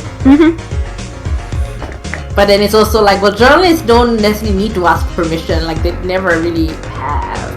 Like even academics don't necessarily like email whoever they want to cite before they cite it. I've been cited in how many papers now? No, I googled myself on Google Scholar. But it's also then like part of the reason they're anti-Bar is because they have people have had backlash, you know, from like being trolled or being swarmed online from. It's like, oh, we saw your tweet on it, and then they've had to close their account, or they put it. So it's a bit like, you know, oh, you're getting money out of this. You should have paid for my tweet, or you should have asked me permission. But now I'm getting swarmed, and but then it's like, so well, if journalists have to pay for every last citation, no one will have a job. Like journalists don't have that much money, or like I've seen from like professional writer types. There's always this complaint about, you know, these people, they cite our books, but they don't give us royalties, blah blah, copyright, increase all the copyrights we don't. They say for educational purposes they should give us royalties, and I'm just like, do you think adjuncts have lots of money? You know?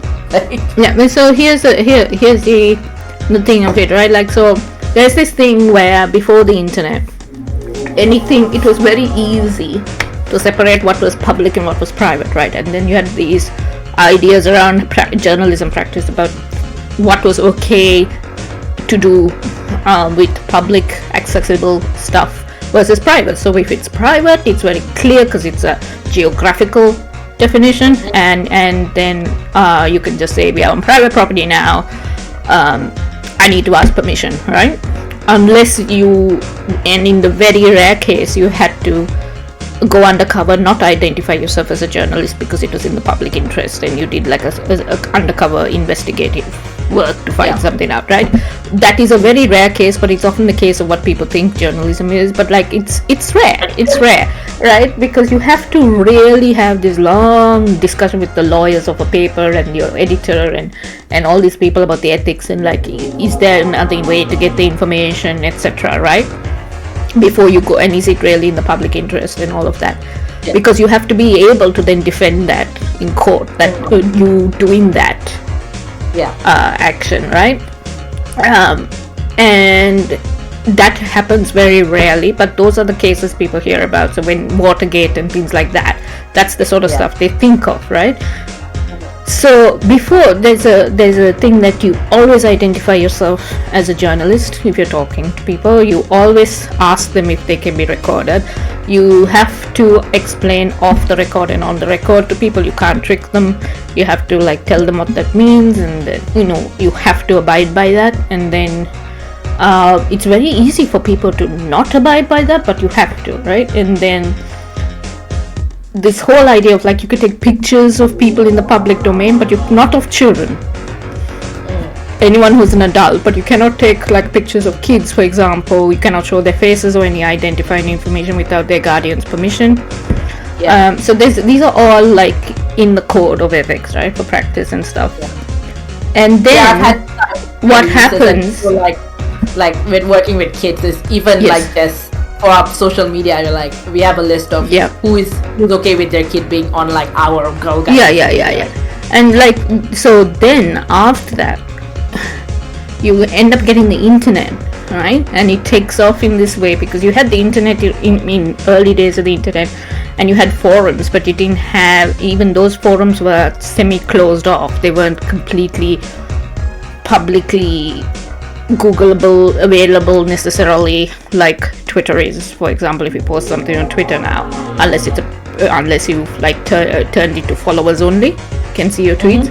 So when you post something on social media now, like, I don't think we've sat down and wrestled properly with like an idea of here is how, with this whole new kind of system of what is in public and what is in private, decided on how those rules we had extend to how we operate in this space. Because I think a very easy thing would be like, if you're going to use social media that is publicly available, and Facebook is not part of this, because Facebook, quite often I would treat that as a private closed forum, and I would like definitely say that's a private closed forum kind of space, and you need to ask permission. But if it's Well, if it's a company Facebook page, though. Yeah. So there's company Facebook pages that are public. There's some people that make their stuff public, right? Yeah. And I would say it's better with social media to err on the side of asking permission. I don't think you necessarily have to pay, but I think trying to get in touch with people and giving them a heads up that you're going to use stuff is a very good thing to do, because part of the best way to be a journalist is to build up the connections and the relationships with people. So many people don't understand how journalism is done, right? And a lot of that you explain as you go. It's part of your job. I've always, both as a journal and as an editor, so much of my job is educating the people I'm going to talk to about how everything happens, and also why. Like the kind of emails I have to write now to people who work in property development or whatever, what have you, to explain like you can't look at the article before I've published it. Yeah, that's something I've had to deal with. Yeah, but like in sort of writing I do, you kind of want to err on letting them, because because they're not worried that, like, it's not a marketing thing at this point. This is I don't want to ruin your life. No, so yeah, this is the thing. So it's like, you know, you say to them, these are I can show you quotes, but I won't show you the whole piece. Especially if I'm writing an article on a space that I'm not a part of, and I've interviewed several sources. I don't know who has beef with who, for example, because I've been in that situation where scientists not like the other scientists, and they want to take over the whole writing of everything. And then everything, instead of being about the science, is about swinging it in particular directions. It gets messy, so you don't want to do that. So you're just saying, we're talking about this, and this is the main thing. I'm not talking about whatever beef you're having, we're talking about the science. There's also a lot of people who feel it's easy to feel betrayed when you don't know, but there's also a lot of quite a few bad apples in the journal career who kind of end up ruining it for everybody else. So there's always that. So it's not fun. Or you have the version Volition pulls up, which is, "Hi, I'm Spark from 7 News AU. Mind if I use this picture for a story?" They do a lot now. I've heard stories, right? Because this is not through I can't talk about the cases that I look at because I'm on the Code of Ethics, the union's ethics committee. I recently found out I've been deputy president without realizing it for 2 years. How the hell that happened, I don't know. I think they secretly put me in and never told me, and just assumed they had. How very unethical of them. It's fine. But I would have found out anyway. It doesn't matter. But it's a small thing. I can't talk about those cases because they're confidential. But I can talk about some other stuff I've seen that never came before me. Hallelujah. Because I would have just raged, I think. But like people saying to me, like, you know, that they're First Nations and that somebody harassed them because they did not have time to go and be a source or spokesperson on a particular show. and yelled at them saying that was they were supposed to represent the people and they weren't doing it. It's like you have to. You were threat about that exact situation, like from the person that happened to, like. And it's probably happened to multiple people. Yeah, but I remember a thread from like one such person talking about how she'd been the target of it. Yeah, and it was very upsetting to hear because it's like that's the moment. It's not just like, oh yes, you don't want that to happen to a source ever. But it's also letting down like so many others, your colleagues in the industry, when you behave that way, And so it's it's frustrating because you're letting them down, but you're destroying the little trust the public might have in you. And it's like, do you not understand that nobody is obliged? Like, you have to respect people's no's, you have to respect people's time, and sometimes sources say no, and that's fine. Like what it sucks for you because it's like. It just lengthens the amount of time you just have to go find somebody else and all of that, or you have to like change direction because you have to look at your work and you have to go, so we thought we were going to be able to talk about this and this, and now we can't. So like, okay, what are we going to talk about? Just like what with this, even if you're running this particular story, how are we going to approach it? You have to like think of all those things, and sometimes people will say no because they think you're going to spin it. That might not be what you do, but the other notion people have is that there's only one person involved always. So it's quite often a whole team, right? So the person whose byline, it matters a lot. Like if your byline is on a story, obviously that's your reputation and everything. And I've asked for my byline to be removed from stories before because the sub-editor and the editor have got things wrong. And it's gone to print before anyone can catch it. And then I'm like, I'm not happy with how this went. I understand why the error occurred. I'm not mad at anybody, but like, I'm not happy with how it went. And I would like my byline off it because I don't want to be associated with that content, right? Because that does happen, and I don't think a lot of people realize like there are sub-editors, there are editors, there's people, if you're doing TV and radio, there's all sorts of producers and editors and other people. There are people from management who get involved when they shouldn't be getting involved. So you write your piece or you do the initial work, and then God knows what it gets changed to, and sometimes you have the ability to fight back, and sometimes you don't. And it ruins your reputation with sources because like sources come to you and say, what the hell is this? And you're like, well, I understand if you don't want to ever talk to me again. Yeah. It sucks. It's very hard. But yeah, there are a few not great peoples. I want to see what's inside this because we just keep jabbering away and we're still here. Yeah, that's what streams are often like. But this is a good idea. I think like that's one of the things I want to go put forward, that maybe we should have like a set of guidelines for best practice on working on like, hey, social media, what I think payment maybe not, like Channel 7 and certain channels sometimes do pay people, and people get the wrong idea. Like they come to me with stories and they're like, I got a story, are you gonna pay me for it? I'm like, with what money? I'm a freelancer. Yeah, I mean, it's just like a difference between, like, I've seen, people put up videos of what's happened and then like big media companies license it off them. Sometimes that can happen. Like viral Sally, it's like, now it's like this cat video is now licensed by blah blah, some random third party. Sometimes that can happen. I think that might be a fair way to deal with some things. I think I don't know, like that's something to look into. If we ever do guidelines, we'd have to do a massive amount of consultation to work out what people are doing already and where they draw the line of like, okay, it's appropriate in these cases to do that and not appropriate in these. And I think that's the problem. Like things change and people don't realize that they have to alter or add on or change things to like keep up. They just think, oh yeah, what we've got we'll do. Hello, weren't we going to open this?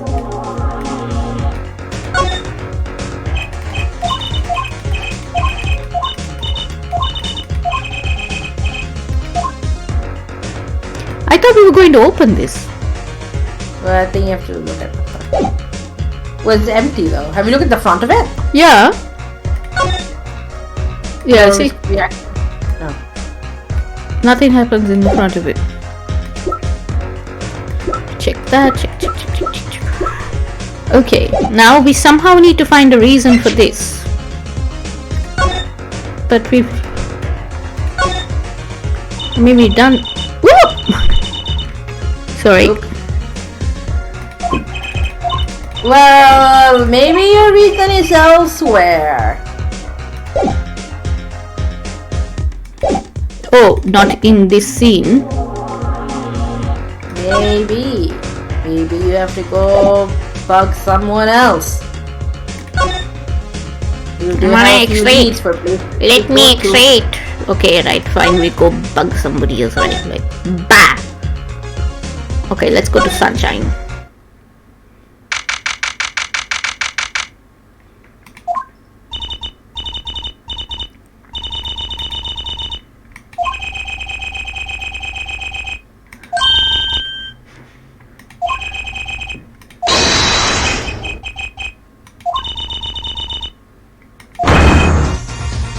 Only a performer laughs like that, okay. He doesn't look like he's aged much, to be honest. He grew a moustache.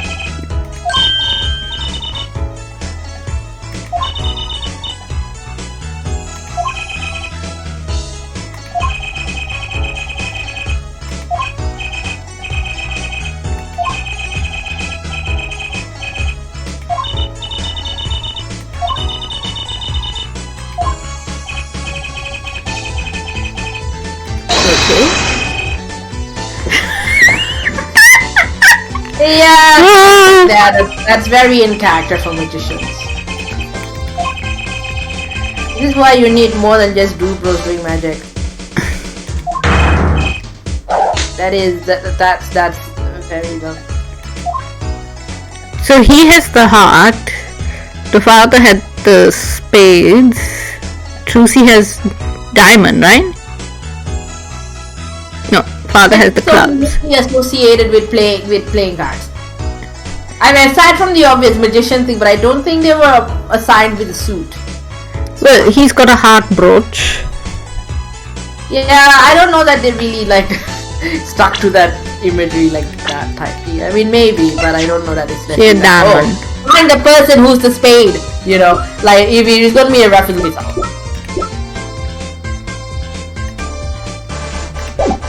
Because he's an ace. Get it? Okay.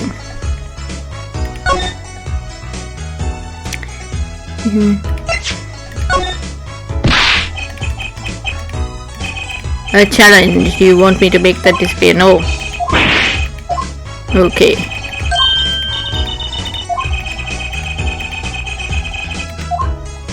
Is it hard to get information out of a magician? What's something he might be interested in?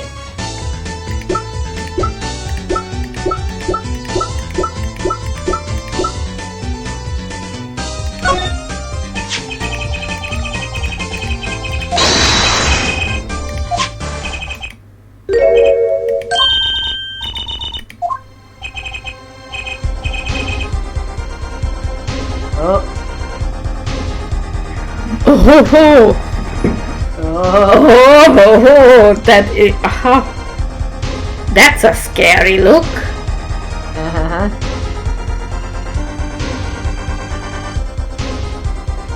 Wait a minute.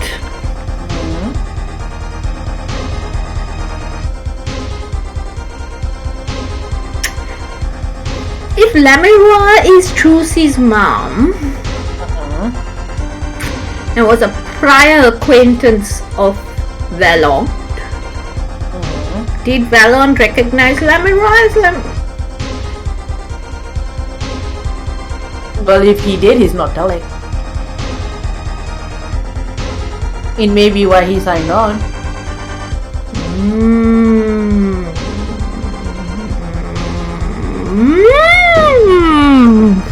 I am not sure there are such things as coincidence.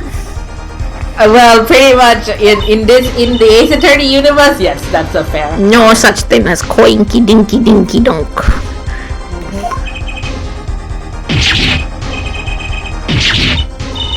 Oh! Did you catch that? Yeah. My partner, Zach Grama. Yeah. It went by very fast. I did not click. Why would your Lord Daddy? Lord Daddy? Okay, I don't know what the deal is with that.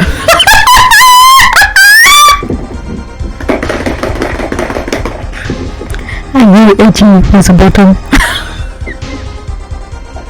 Lord Daddy? Not to value, what the fuck? What is going on?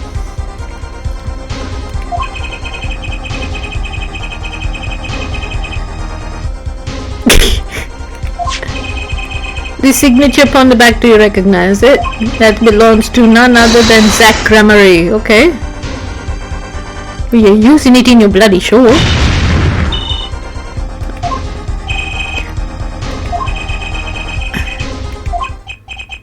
Okay.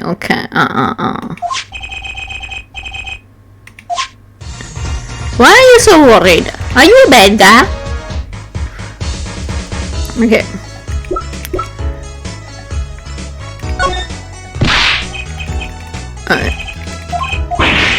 Okay.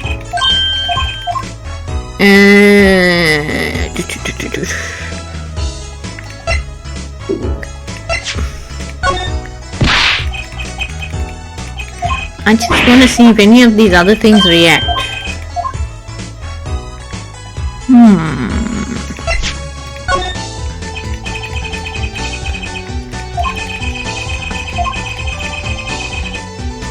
Sure. Okay. Brush it.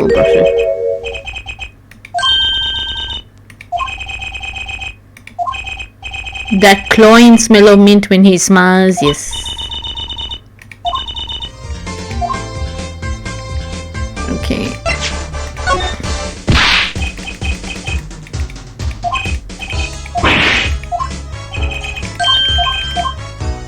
Okay. I don't want to present this just yet. I want to talk to him first. Let's see.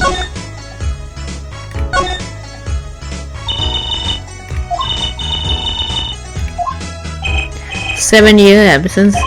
They show this honor should have been his. Okay. My co-magician in training. If that terrible thing hadn't.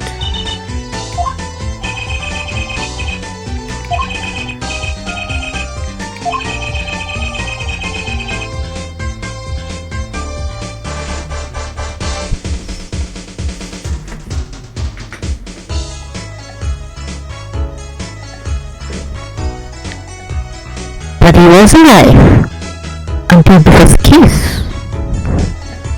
Confusion.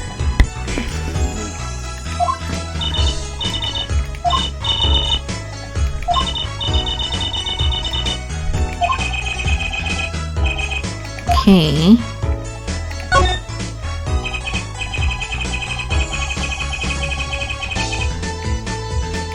Okay, create a god who gave birth to magic and illusions that defied our very imagination. Okay. He did wheelies in a sports car through the air above the audience, then sped off to outer space faster than the speed of sound. Huh? I mean, a kid's memory. Okay. A miracle to match his. An heir to the Grammary Troops secretly falls to me to provide one. God given this day. Yes, you, nameless face who speaks for the nameless masses, how can I help you? The world was waiting, why did you hold off for 7 long years? P.S. the lad is uninformed. Perhaps you have heard of the magic known as law, which governs our land. Performance of Magnifi's miracle was impossible. A certain law prevented it for 7 years, but no more, okay? Yeah. A little matter called performance rights. It's a pretty game.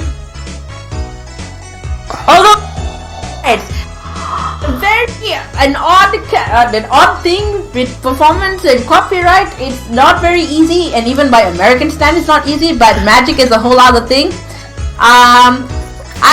The thing with performance rights with Magic okay, so this is gonna be weird.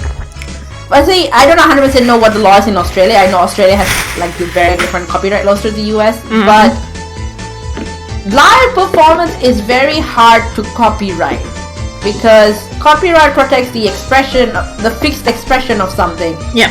But live performance, by its very nature, can't be fixed. Right? Unless you record it. There's a lot of legal battles around people using dance moves. There was a whole thing with Fortnite and copying dance moves and who gets the rights for that, and it's like a whole thing.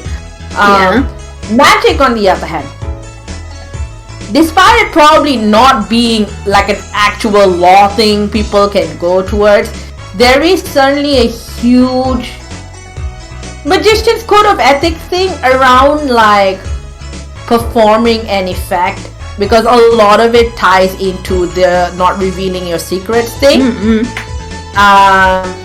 So there is an issue of like, if the same, like, it's like, okay, so the zigzag girl box, right? The thing Trucy has in her office. Yep. It's her office now. The box is in tree.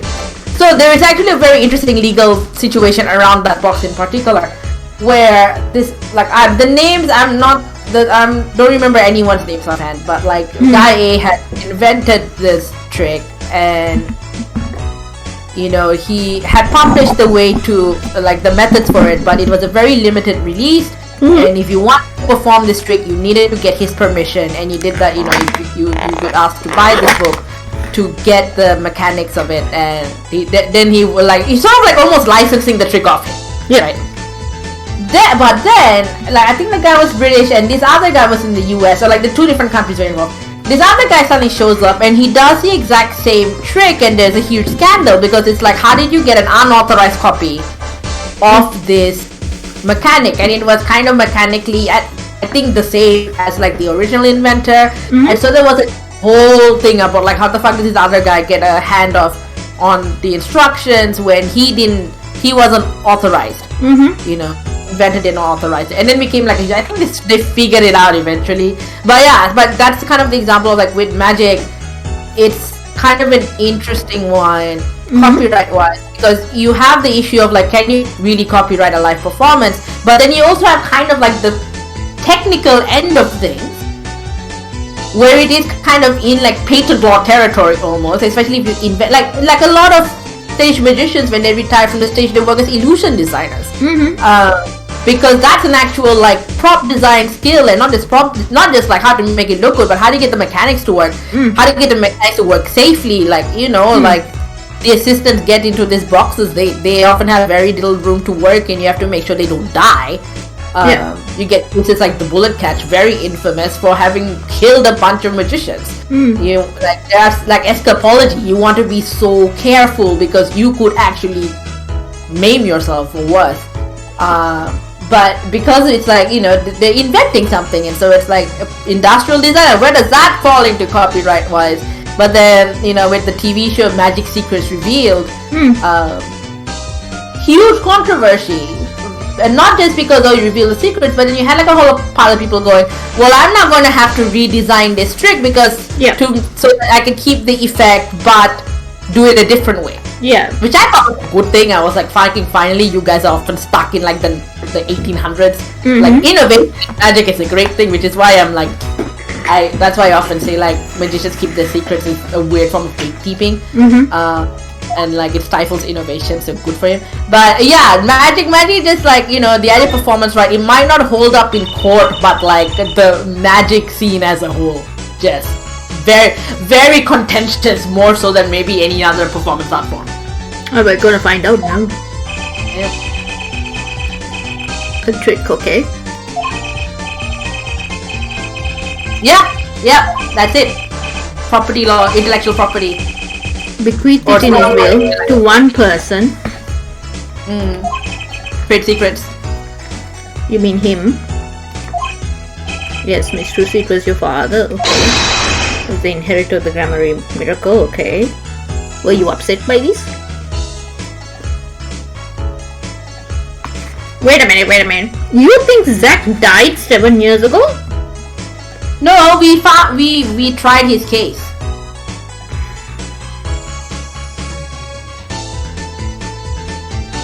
Is all I'm saying, because I think I said too much. But listen. Valent is saying Zack inherited this property, and that Zack died 7 years ago, so now he has the rights to perform it. However, no one said Zack died 7 years ago. Zack went missing for 7 years, and Zalen's like, I have no idea what the guy. Wait, hold on, before you. Wait. Let me see what he says next. Hold on a second. Bear with. He is gone. Okay. Disappeared only 7 years ago, right? Okay. Once a person is classified missing for a certain period of time, they are considered legally deceased, correct? All absoluteness, those rolled up sleeves considered, okay. Alright. Right, so he declared dead now. However, does the fact that we tried his case very recently and found him to be very recently alive change any of this at all? Baby, I mean, well, the end result's not the same, but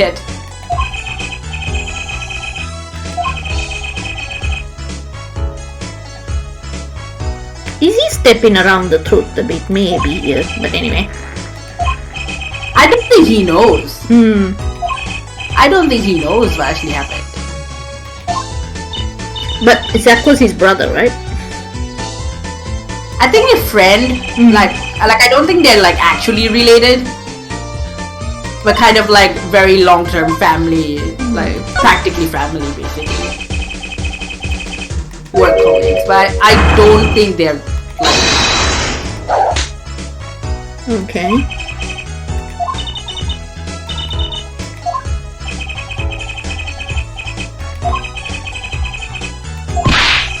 Yet he had years only for that incident. Oh, he's asking about the period. Okay.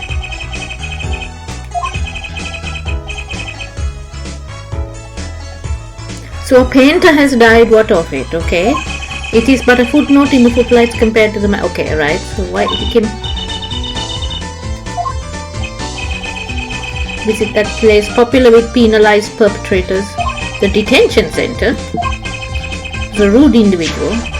Might I see that card? He would tear apart my respectability, I will tear apart him, okay?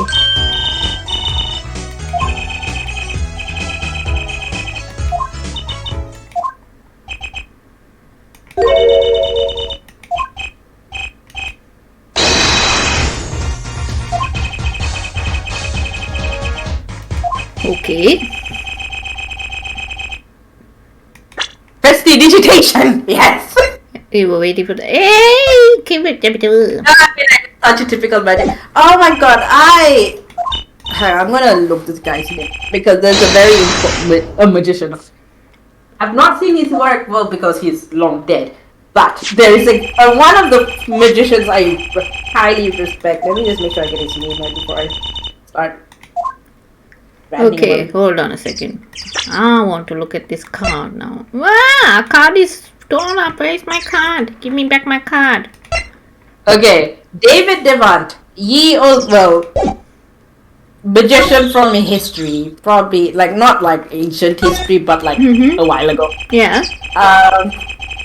I even bookmarked I have a copy called Hiding the Elephant, which is like a book of magic, illusion, design history, basically. And I actually bookmarked the page because I love it so much. 1897, like late 1800s, early 1900s. Great Ace Attorney era magician. Would have been around at the same time as Herlock and Ryunosuke bouncing around town. He had... he was getting sick and dying, and he wrote a book of his techniques, and he wanted to publish that book. It was like, well, I'm gonna die anyway, so. And his peers would not let him. Mm-hmm. They were like, no, this is your secret die. And he was like, look, A, I'm gonna die. Mm-hmm. And B, the real skill of a magician is not so much the technique but the presentation. Like you might get all like the technical, like do this and this and this, right? Mm-hmm. But every magician is gonna do it differently, and how you present it is like just as important, if not more so, than like the actual physical technical part of the trick. Mm-hmm. So why does it matter if I reveal my secrets? It's like, can the magician pull it off? That's the important bit. But no, book never got published. And like, no, but the secrets, like, I don't fucking care about secrets. And I read that passage in Hiding End, and I was like, I love you. You're my kind of guy. Mm-hmm. You're my fave. You get it.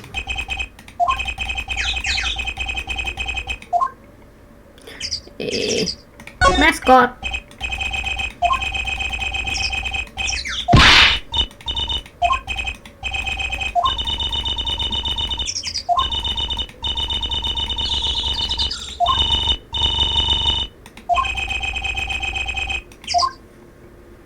Poor badger.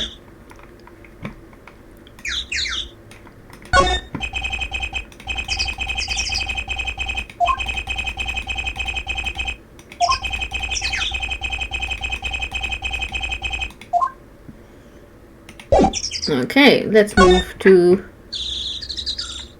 Oh, we have to go to the right agency first. Oh, you're here. Why are you here?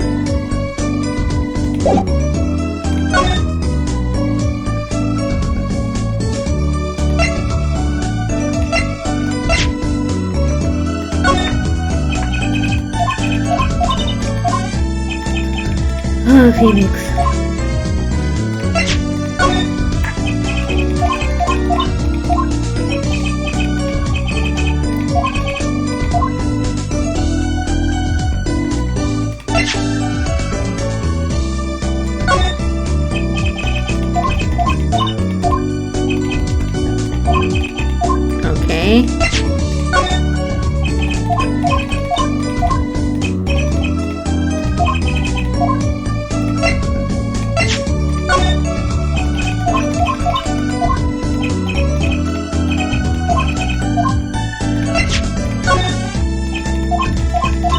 He's just not interested. He's 100% stuff at Phoenix though.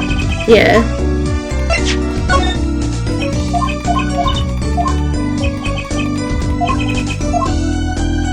Okay.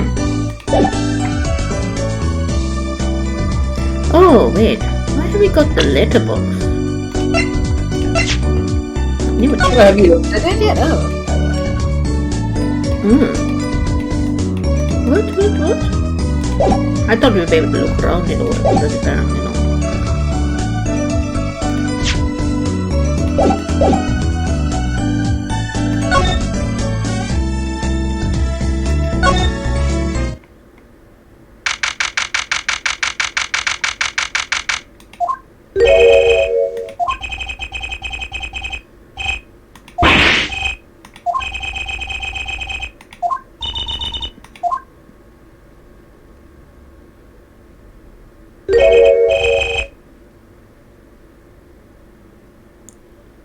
Oh, that's the reporter.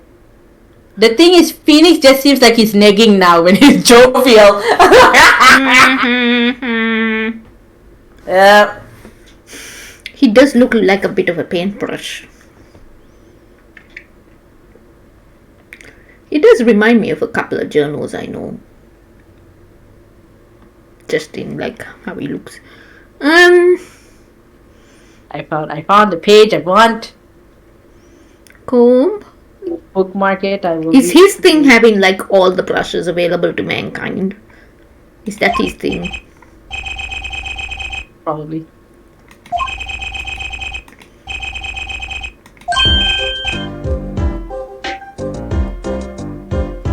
Okay, calm down. Many memos, descendant. Stares down witnesses on the stand till they spill beans. End quote. Okay.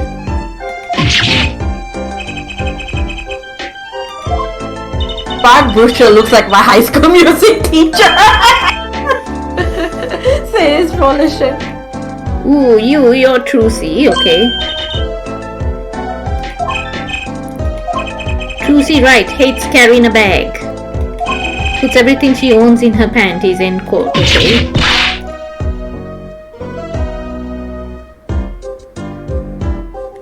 This is a very odd depiction of a journal, but alright, okay. Are you writing for the tabloids? Yeah, maybe. I guess, paparazzi pays a lot. Yes and no. Not always. Again, the agency issue. You often have to sell it to the agency. You don't often, unless you've been working for the paper for like the past decades and like people know you and they're doing you a favor, don't often get like direct sales. Like if there was a timeline in which you were a super famous celebrity and I am the highly unscrupulous friend of yours that manages to screenshot our Discord conversations and sell that on. Yeah. Would I get a ton of money from doing that? Depends on what if you could sell it as an exclusive, maybe some people would buy it, yeah. But like I don't know for how much. But often like a friend of the family sources within, like that's all made up. Really? Quite often. I mean, some people do have sources. Like, let me tell you, there are some people who write gossip columns. We've talked about this, how like different industries have industry-related gossip. Yeah. So, and there's people who do tabloid work and people who do gossip who have actual sources they've cultivated, right? And they often, and sometimes when what's going on and you've been on the beat for so long, you can put two and two together, right? Like because like the whole history of all the people involved, right? And you're like, can fairly predict that this is going to happen, kind of thing. And you can do a lot when you have like background. So like you can say, somebody can come to you with an off the record thing and you're like, I'm not going to name you, but I am going to talk about the fact that what you've told me is going to happen, but nobody's going to know it's you. And it's going to be written in such a way that that's the background of what's going on. Yeah. And so sometimes people do that. So there's a lot of public servants, like if you take the royals, for example, and you get those sources say or whatever, it's often a leak. Sometimes there are deliberate leaks. Oh, okay. Sometimes there are public servants that will talk, but like very rarely, because I guess in the case of the royals, like that's punishable. Like you'll be sacked immediately, right? But yeah, there are deliberate leaks. So, and like there's a press party for the press at like the palace every year and stuff like that. So there's like a weird sort of almost symbiotic relationship that goes on. And like when they had that interview, Meghan Markle referred to it. I think people were talking about that interview and the exit from palace life, and like it's this whole thing of like we found out a lot about how everything operates and how you have the family and you have the institution, and the institution has more power. So it's like really weird situation. So there's stuff like that. There's people will deliberately leak to, even in the case of other celebrities. There are times when like their own management will leak and stuff. So yeah, it's varied. But yeah, if you're a paparazzi, don't often get paid very well. You have to constantly be knowing where everybody is, B, running around in cars and stuff. Like during COVID times, during lockdowns, we had to like let the cops know to let the media through because into some really weird places so they could get like shots of people and stuff. Yeah, because they had to still do their job. And it was really weird because then like they're like, "Oh, are you doing your job for?" And it's like, "Oh, I'm doing it for this agency." And then the agency's like, we haven't dictated that you go to a particular place.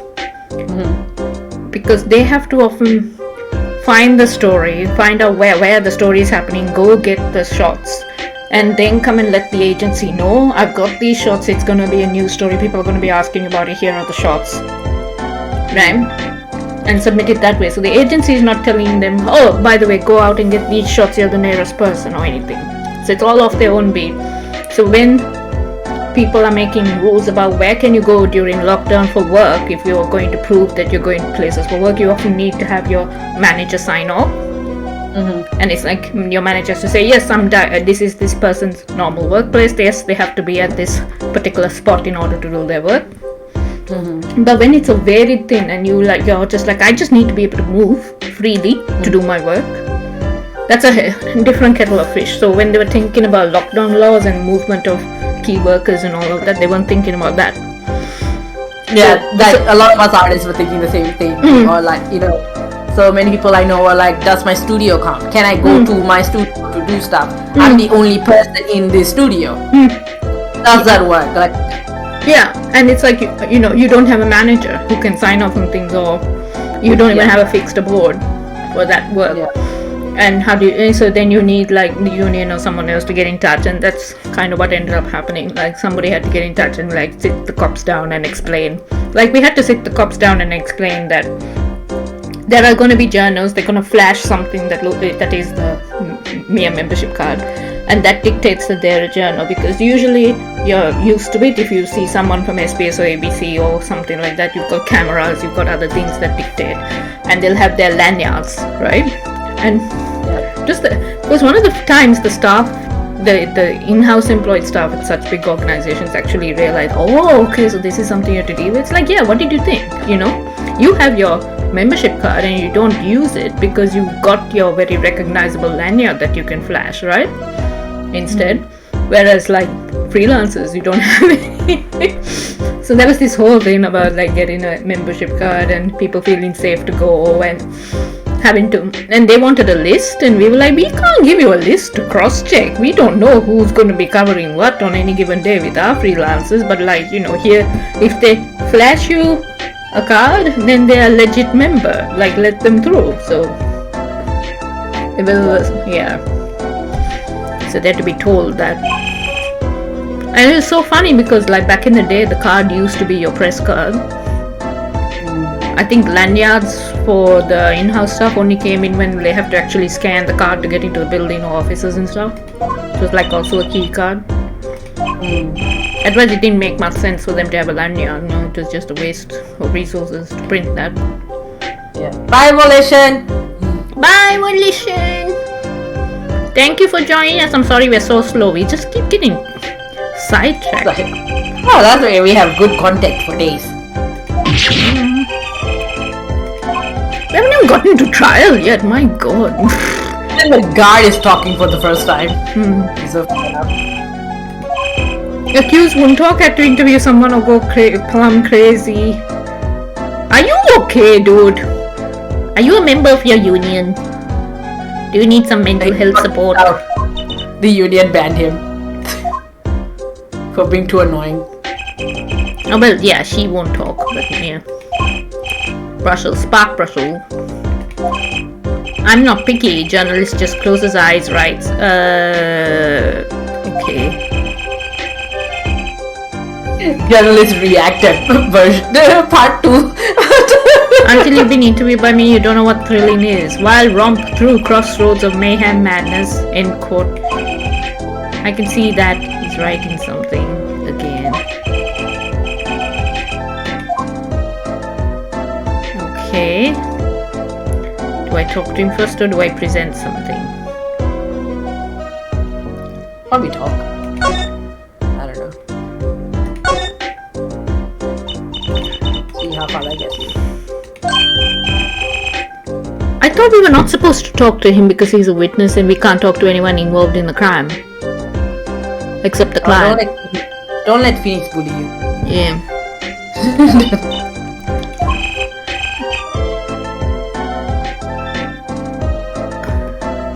Yeah, it's a bit of the other way around. Are you going to keep saying this when you're on the stand as well and being asked questions?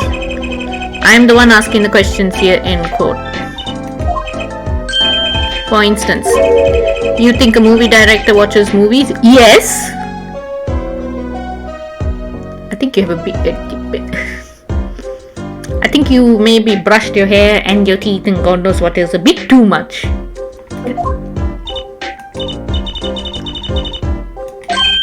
Exactly, I knew you'd understand. Huh? I don't think he really hears what anyone else is saying. No. So the night of the murder, you were at Drew's studio.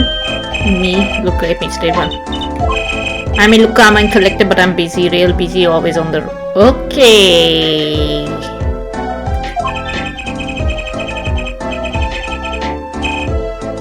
Journalist always buys one-way tickets, never looks back, end quote. Contrast this guy and Many Memo. Many Memo was a far better journal.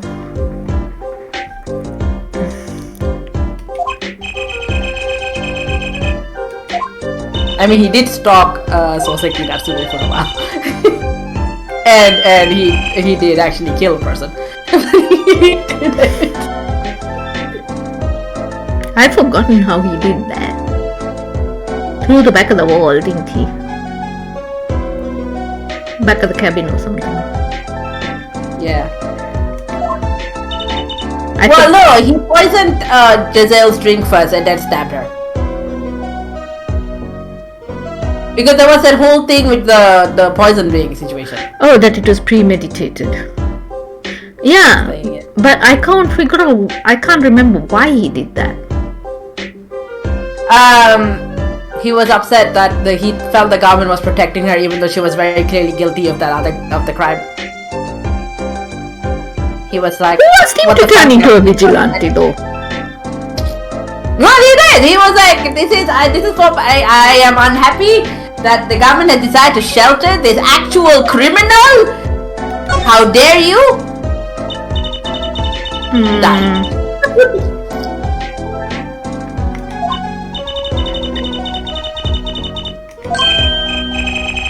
Actual activist. Okay, what tipped me off to Drew? Why do the interview in the first place? Okay. It's like, oh, I've got it. Say there's this burger joint with fabulous ketchup. You think the burger guy is going to tell me where he got it? Oh, he's protecting his sources, okay.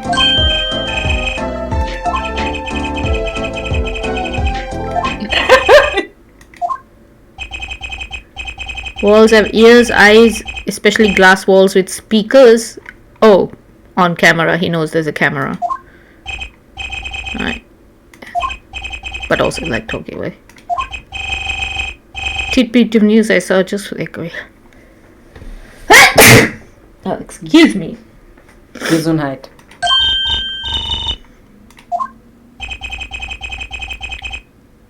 Here's the thing, a good journalist usually gossips with all their colleagues. So much gossip. Yeah, but Apollo's not his colleague though. Yes, I suppose. Seen a movie on the trip, wandered into... Okay, seen... I mean, we're talking in circles now. Okay, seen a movie. Wandered into this burger place with amazing ketchup. When an article in a tabloid caught my eye, famous oil painting stolen from art dealer's gallery, end quote, I believe it was. An oil painting. Happens every day, right? But I thought I'd seen that painting somewhere before. A painting of a giant peach floating down a river. What is that red nose thing that he just did? I missed it. Journalists can smell scoop better than burgers. End quote. Oh, interesting. Thank you very much for that information. I'm going to... I know what you're going to say. Russell, take this right Bilalian column, end quote. Food?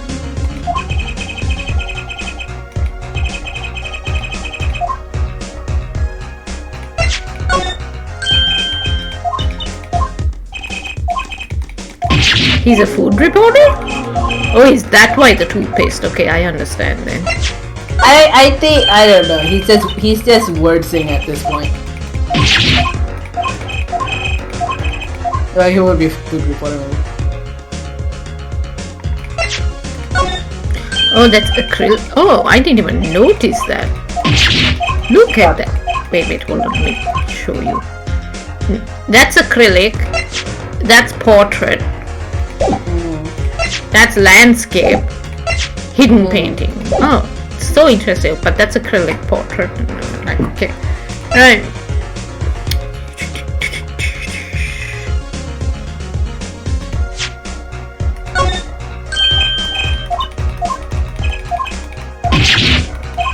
Okay.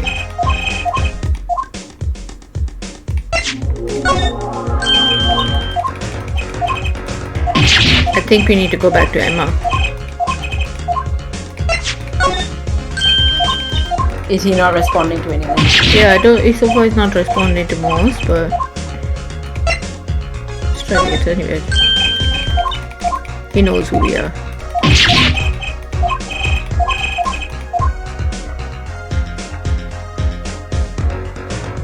Yeah.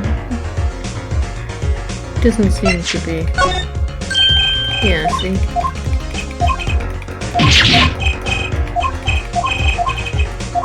Okay. Now, I can't talk to her, right? No, she's just not responsive now. Okay. And also, this spark dude is in the way.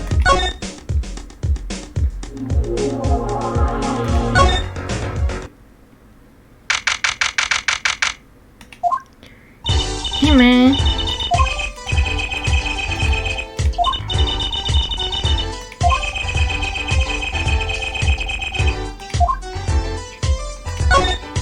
Every time I see Emma, I feel like having some TV snacks, but I have none.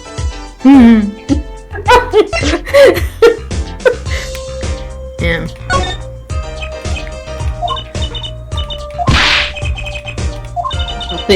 Since I clocked that her snack news and TV snacks are basically the same thing.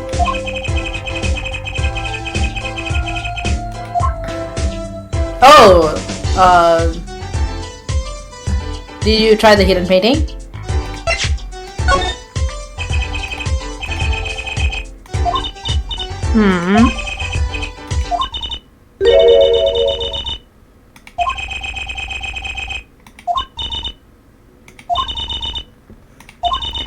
True mission was a forger. Oh, that's why the different varieties, okay. You can probably talk to her now. Okay.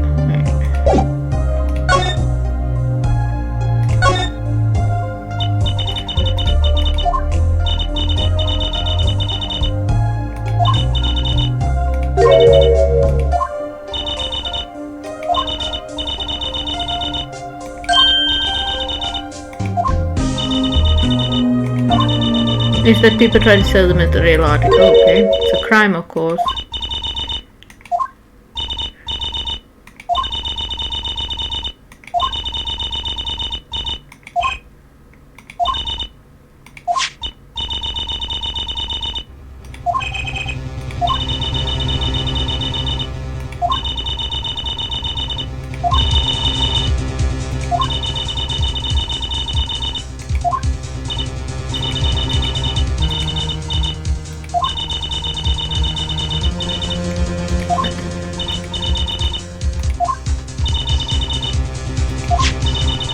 Okay.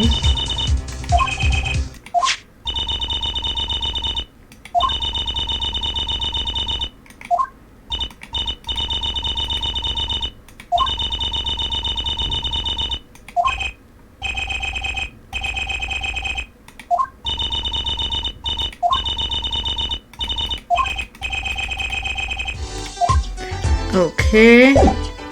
So now we present that one.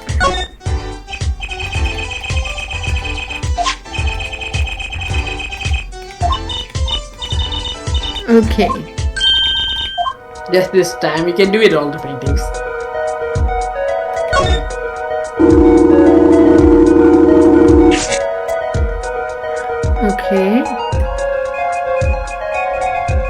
seen anything. You're going the wrong way. Oh.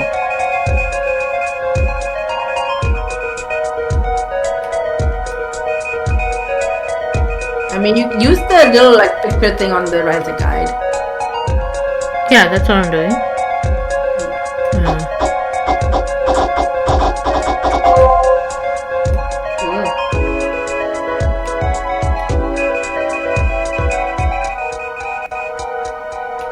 Emma is a lot of fun. She gives us a lot of weird game mechanics. They're probably like, oh look at DS, what can we do with a stylus?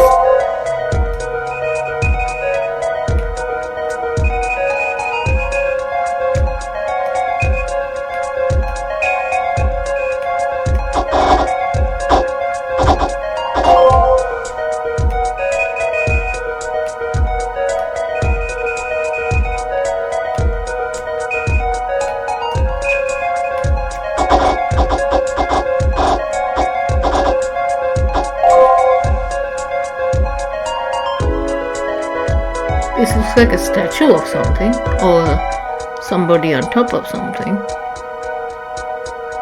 or somebody falling off something.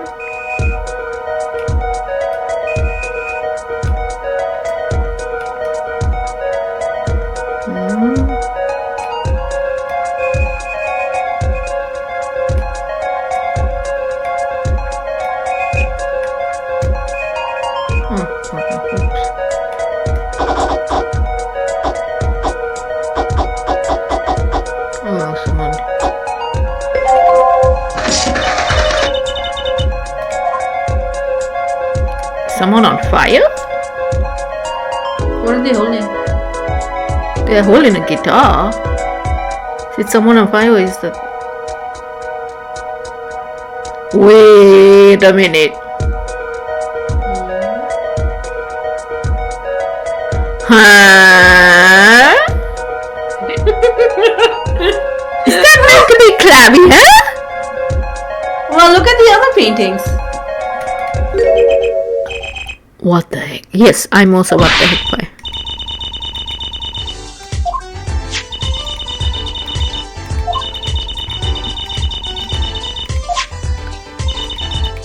I don't think it is so much about like, oh, let's sell forgeries. It's about hiding what is.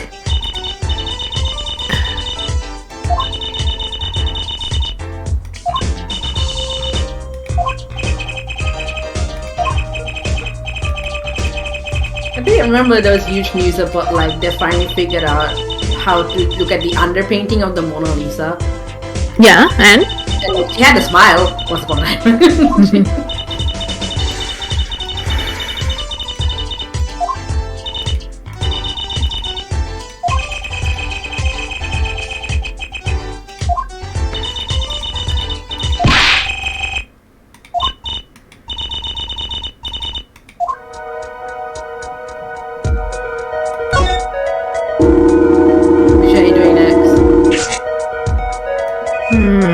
I feel like it's gonna follow the Lamira song lyrics. Lyrics? I think what we're doing. Which one are you doing now? I'm doing the portrait.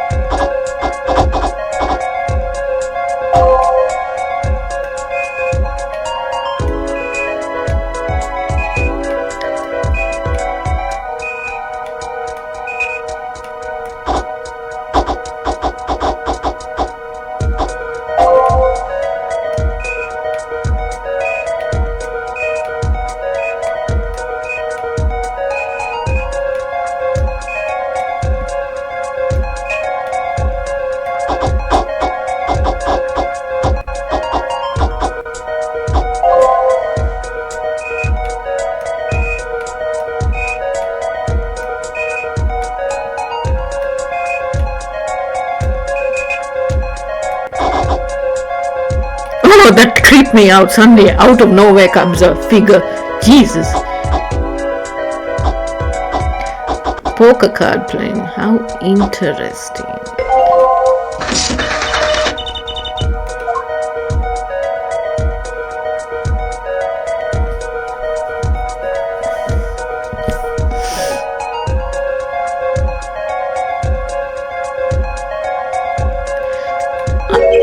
Are there gonna be references to all the cases?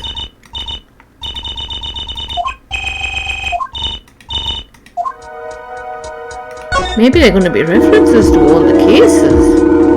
Maybe. Why don't you take a look at the last one? If this is a noodle cart, oh my god. It's gonna be a noodle cart, oh my god. Why has my body decided not to tolerate instant noodle seasoning anymore? Your body has weird phases, eh? Well, I mean, my dietitian was very happy that it no longer wants to tolerate instant noodles, but I'm just like, nah! Who's very happy? My dietitian. Oh, okay. How is that going, by the way? If you want to talk about him. Well, I mean, we have... And now on, if I want to call her, I can call her whenever, so there's no next appointment. But it went alright, and then I had COVID, which throws everything out of the water. Oh my god, is this a noodle cup? I have been not as fit as I have been previously. Keep me hydrated, but not as much as I have been the last 2 days and actually. Oh my god, Tiara, I am going to die! Tiara! Yeah, you're going to die. What's wrong? What happened? I said it, didn't I? I said noodle cart. I said noodle cart, Tiara. What is this nonsense? I mean, is it a noodle cart? Yes! Oh, I feel so creepy, like somebody's been watching.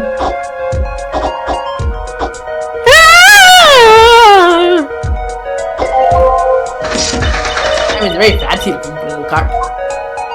Oh, it's a hella creepy one. It's actually that guy's noodle cart. Like, what the?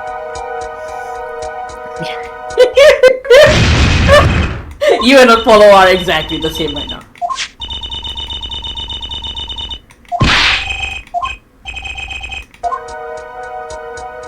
Do you remember how when we first started this game, you made a comment about the artistic stylings of the intro movie? Yeah. Cutscene thing? Yeah. And you were quite surprised that it was a they were like very looking forward to there being, I don't know, like a court sketch artist or something. Like you want to know like what the deal is with the painterly nature of like all of those cutscenes. Yeah. I was waiting for your point.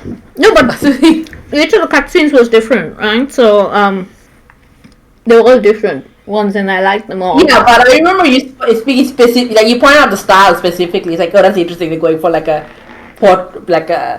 more fine arty style.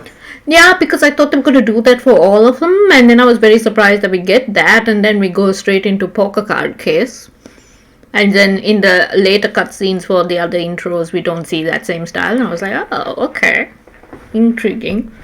But yeah.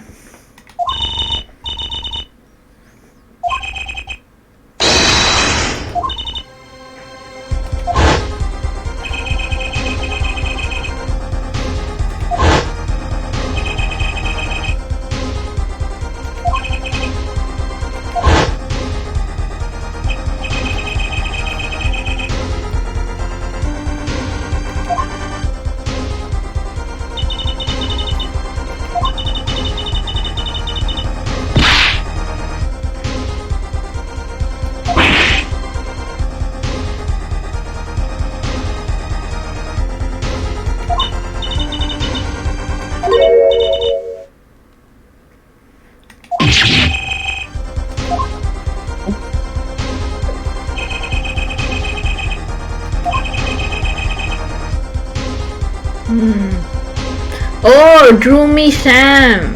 He drew me a Sam.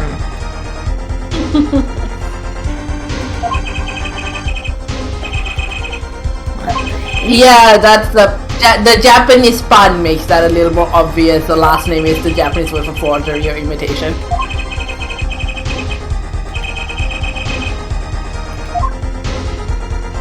Oh my god, I kind of want to continue. Dun. I want to continue. I mean, you can, but I'm slightly fading.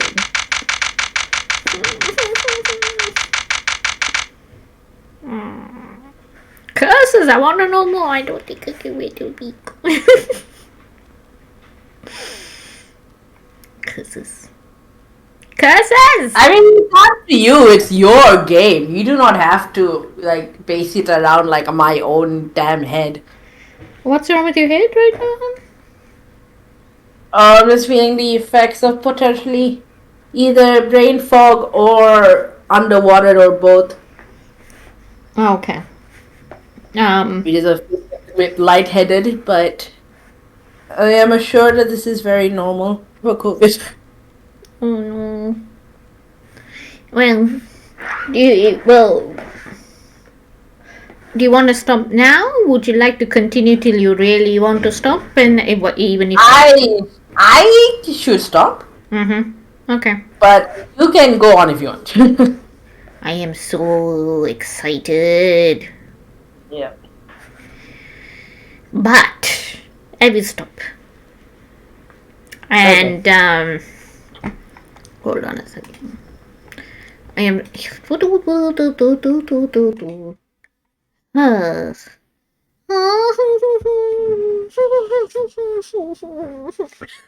fuck is going on? Are you okay? I'm a bit like. Thanks for listening. Sorry, thanks for they're always really culty in the dedicated people covering the royals. Yeah, it's always a bit weird. I think when it becomes your beat for so long, you also end up becoming very protective of things, and you don't see the wood for the trees sometimes. What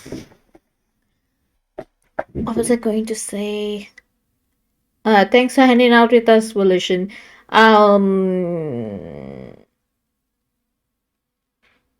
I'm wondering, part of me is also wondering, like, did Phoenix set up a lot of this as a training exercise for Apollo, or what? You know what I mean?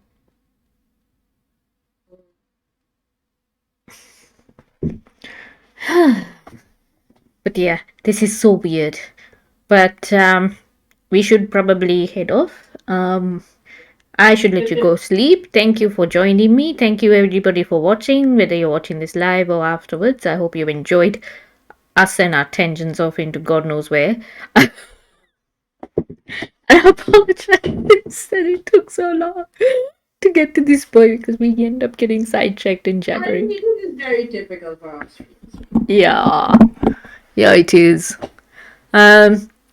So yeah, we'll see you here next Saturday, pending what's happening with you, because I don't know. Well, like your parents will be watching you while you stream with me. Yeah, you're pretty much. Wondering what the hell is going on. I can get them to make plans for Saturday nights, but we'll see. Wondering what the heck is. I make a guest appearance, who's to say? Yeah, because like I might hear them on like the other end of your mic or whatever, right? But like I don't know, would they want to be on stream? Probably not. I don't know. Would they be? They do not like the swearing at all. Yes, I know that. I was thinking about that. I was like, oh my god, are they going to be like listening to you talk on stream and getting upset about what we talk about? How can you talk about that publicly?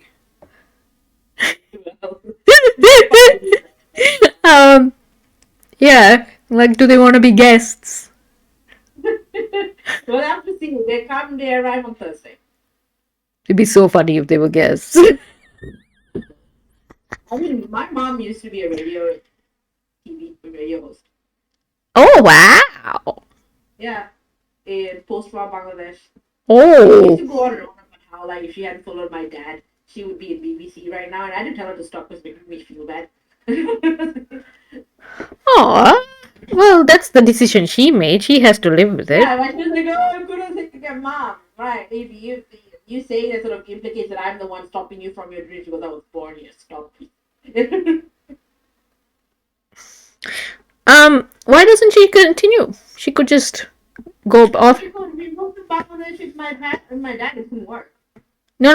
I know, but now, why doesn't she go back to doing something related now? Too late, I guess. It's not too late. It's never too late. I hate that excuse. Well, she's like 70 now and Yeah, so retired and nah, none of that. doesn't have all the energy. She's having health Well, issues. that's true, right? Do it, but like if she wants to. Like in Malaysia, the opportunity would have been there. Yeah. Firstly, the wrong race. No, like I lacked the. She could start a podcast. In Malaysia, and that was because it was people that knew me. Yeah. I don't know how my dad managed to get the work that he did. Like someone else took a chance on him. But Malaysian media, even the progressive sort of media stuff, when it comes to staffing, they can be still very racist.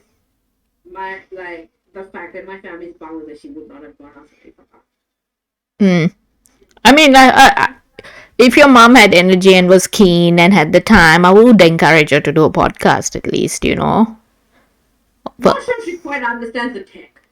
She understands it a little bit better than my dad, but like that's it.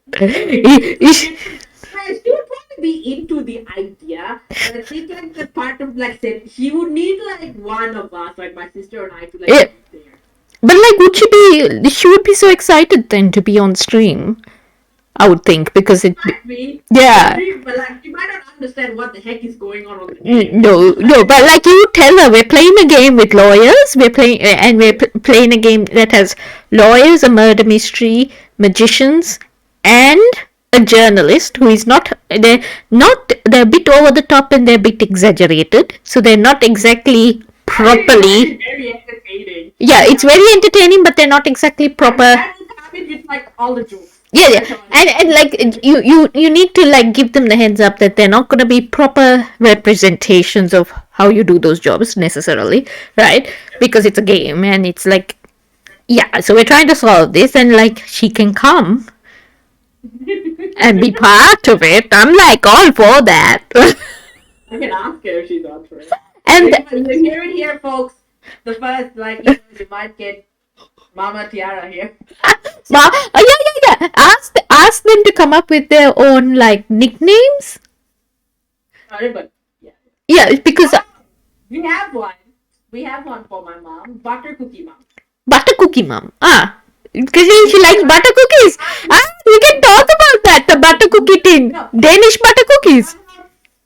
Well, you know how BuzzFeed has like the user submitted section? Yeah, because you did this. You did this story and they all got to know her because everybody like has the tin at home, right? That is full of something else. So it's surprise. The closing picture was of her holding a tin of butter cookies. And so, like, because the article got a bit famous, we made a Twitter account for her. She hasn't used it since. But she got very excited. I mean, she doesn't understand. Like,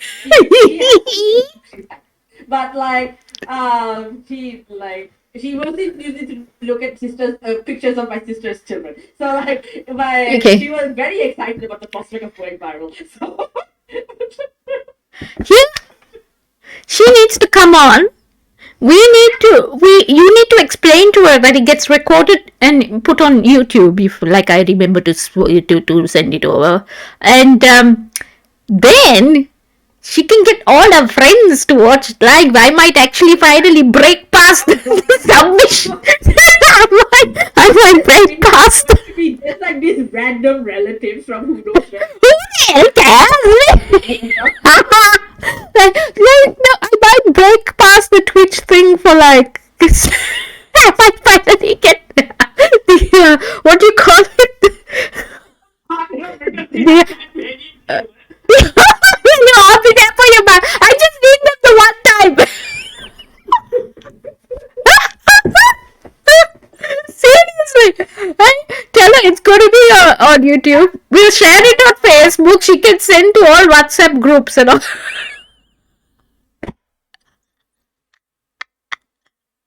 Look, I'll bring it up in family call tomorrow. We'll see what she says. I think it'd be hilarious. She might be all for it. Like, tell her, like, we're going to play this game. We've been playing part of it. We'll get you up to speed. Right? Yeah. I'll have to dress up and come. I can't come like this. I'm in my pajamas. Since this morning. No. Like, we have to make it seem like this is not a waste of your time, right? Like, do you know what I'm saying? I don't want them to turn up and then be like, why are you doing this? You could be doing something else. You could be going to bed at a great hour. You're doing this. You're sitting here for like 4+ hours. Are you getting any pay out of it, etc.? Do you know what I mean? I get that. Right? So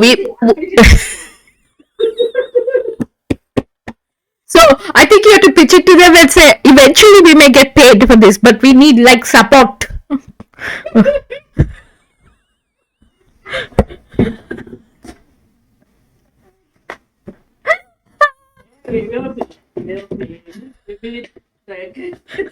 I feel like this is gonna end in tears with you being banned for like, I don't want you to be banned. If at any point you think like you can't come to streams or whatever until they've gone back home, you just let me know. We'll see. It's funny. So we got Butter Cookie Mom. What are we gonna call your dad? Well, I mean, they'll both be in the house. Yeah, but like to refer to them, like at least, like let's give them cool nicknames. Butter Cookie Mom, and then what is your father? I don't know. I feel like Dad, the first thing he does when he meets people is give them a nickname. Yeah? I don't know about this. Why? What the freaking heck is he gonna call me? He'll find a Marissa-related pun. He does this for everyone. He finds a pun. A pun in what language? Well, usually it's a famous person that shares your name. It'll be Matome then and my boyfriend, like my then boyfriend Mark for the first time. There was like some tennis player, Mark P, very long Greek name, and then I was immediately his nickname from there. I don't know. Look, if it's Marissa Tomei, finished. You're an actress though, aren't you? Yeah. Marissa Branson. Yeah, he's very entertaining because so am I. Well, technically, I was named after her hair. Is what I like. I tease my mother with that, and my mother gets bloody wild. Marissa Branson played a Jewish girl in Cabaret, the movie, for anyone who with Liza Minnelli, and Plain Sally, and I think they were briefly both on also in the Broadway production of it. I think before the movie was made.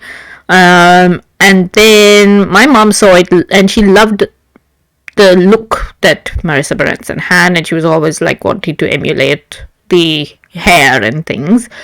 And so my mom's name is Damaris, and so you could take the letters except for the D out of Damaris and just shuffle them around a bit to get Marissa. And it's also like got Greek and Hebrew origins, which works for my mom because her name also is in the Bible or whatever.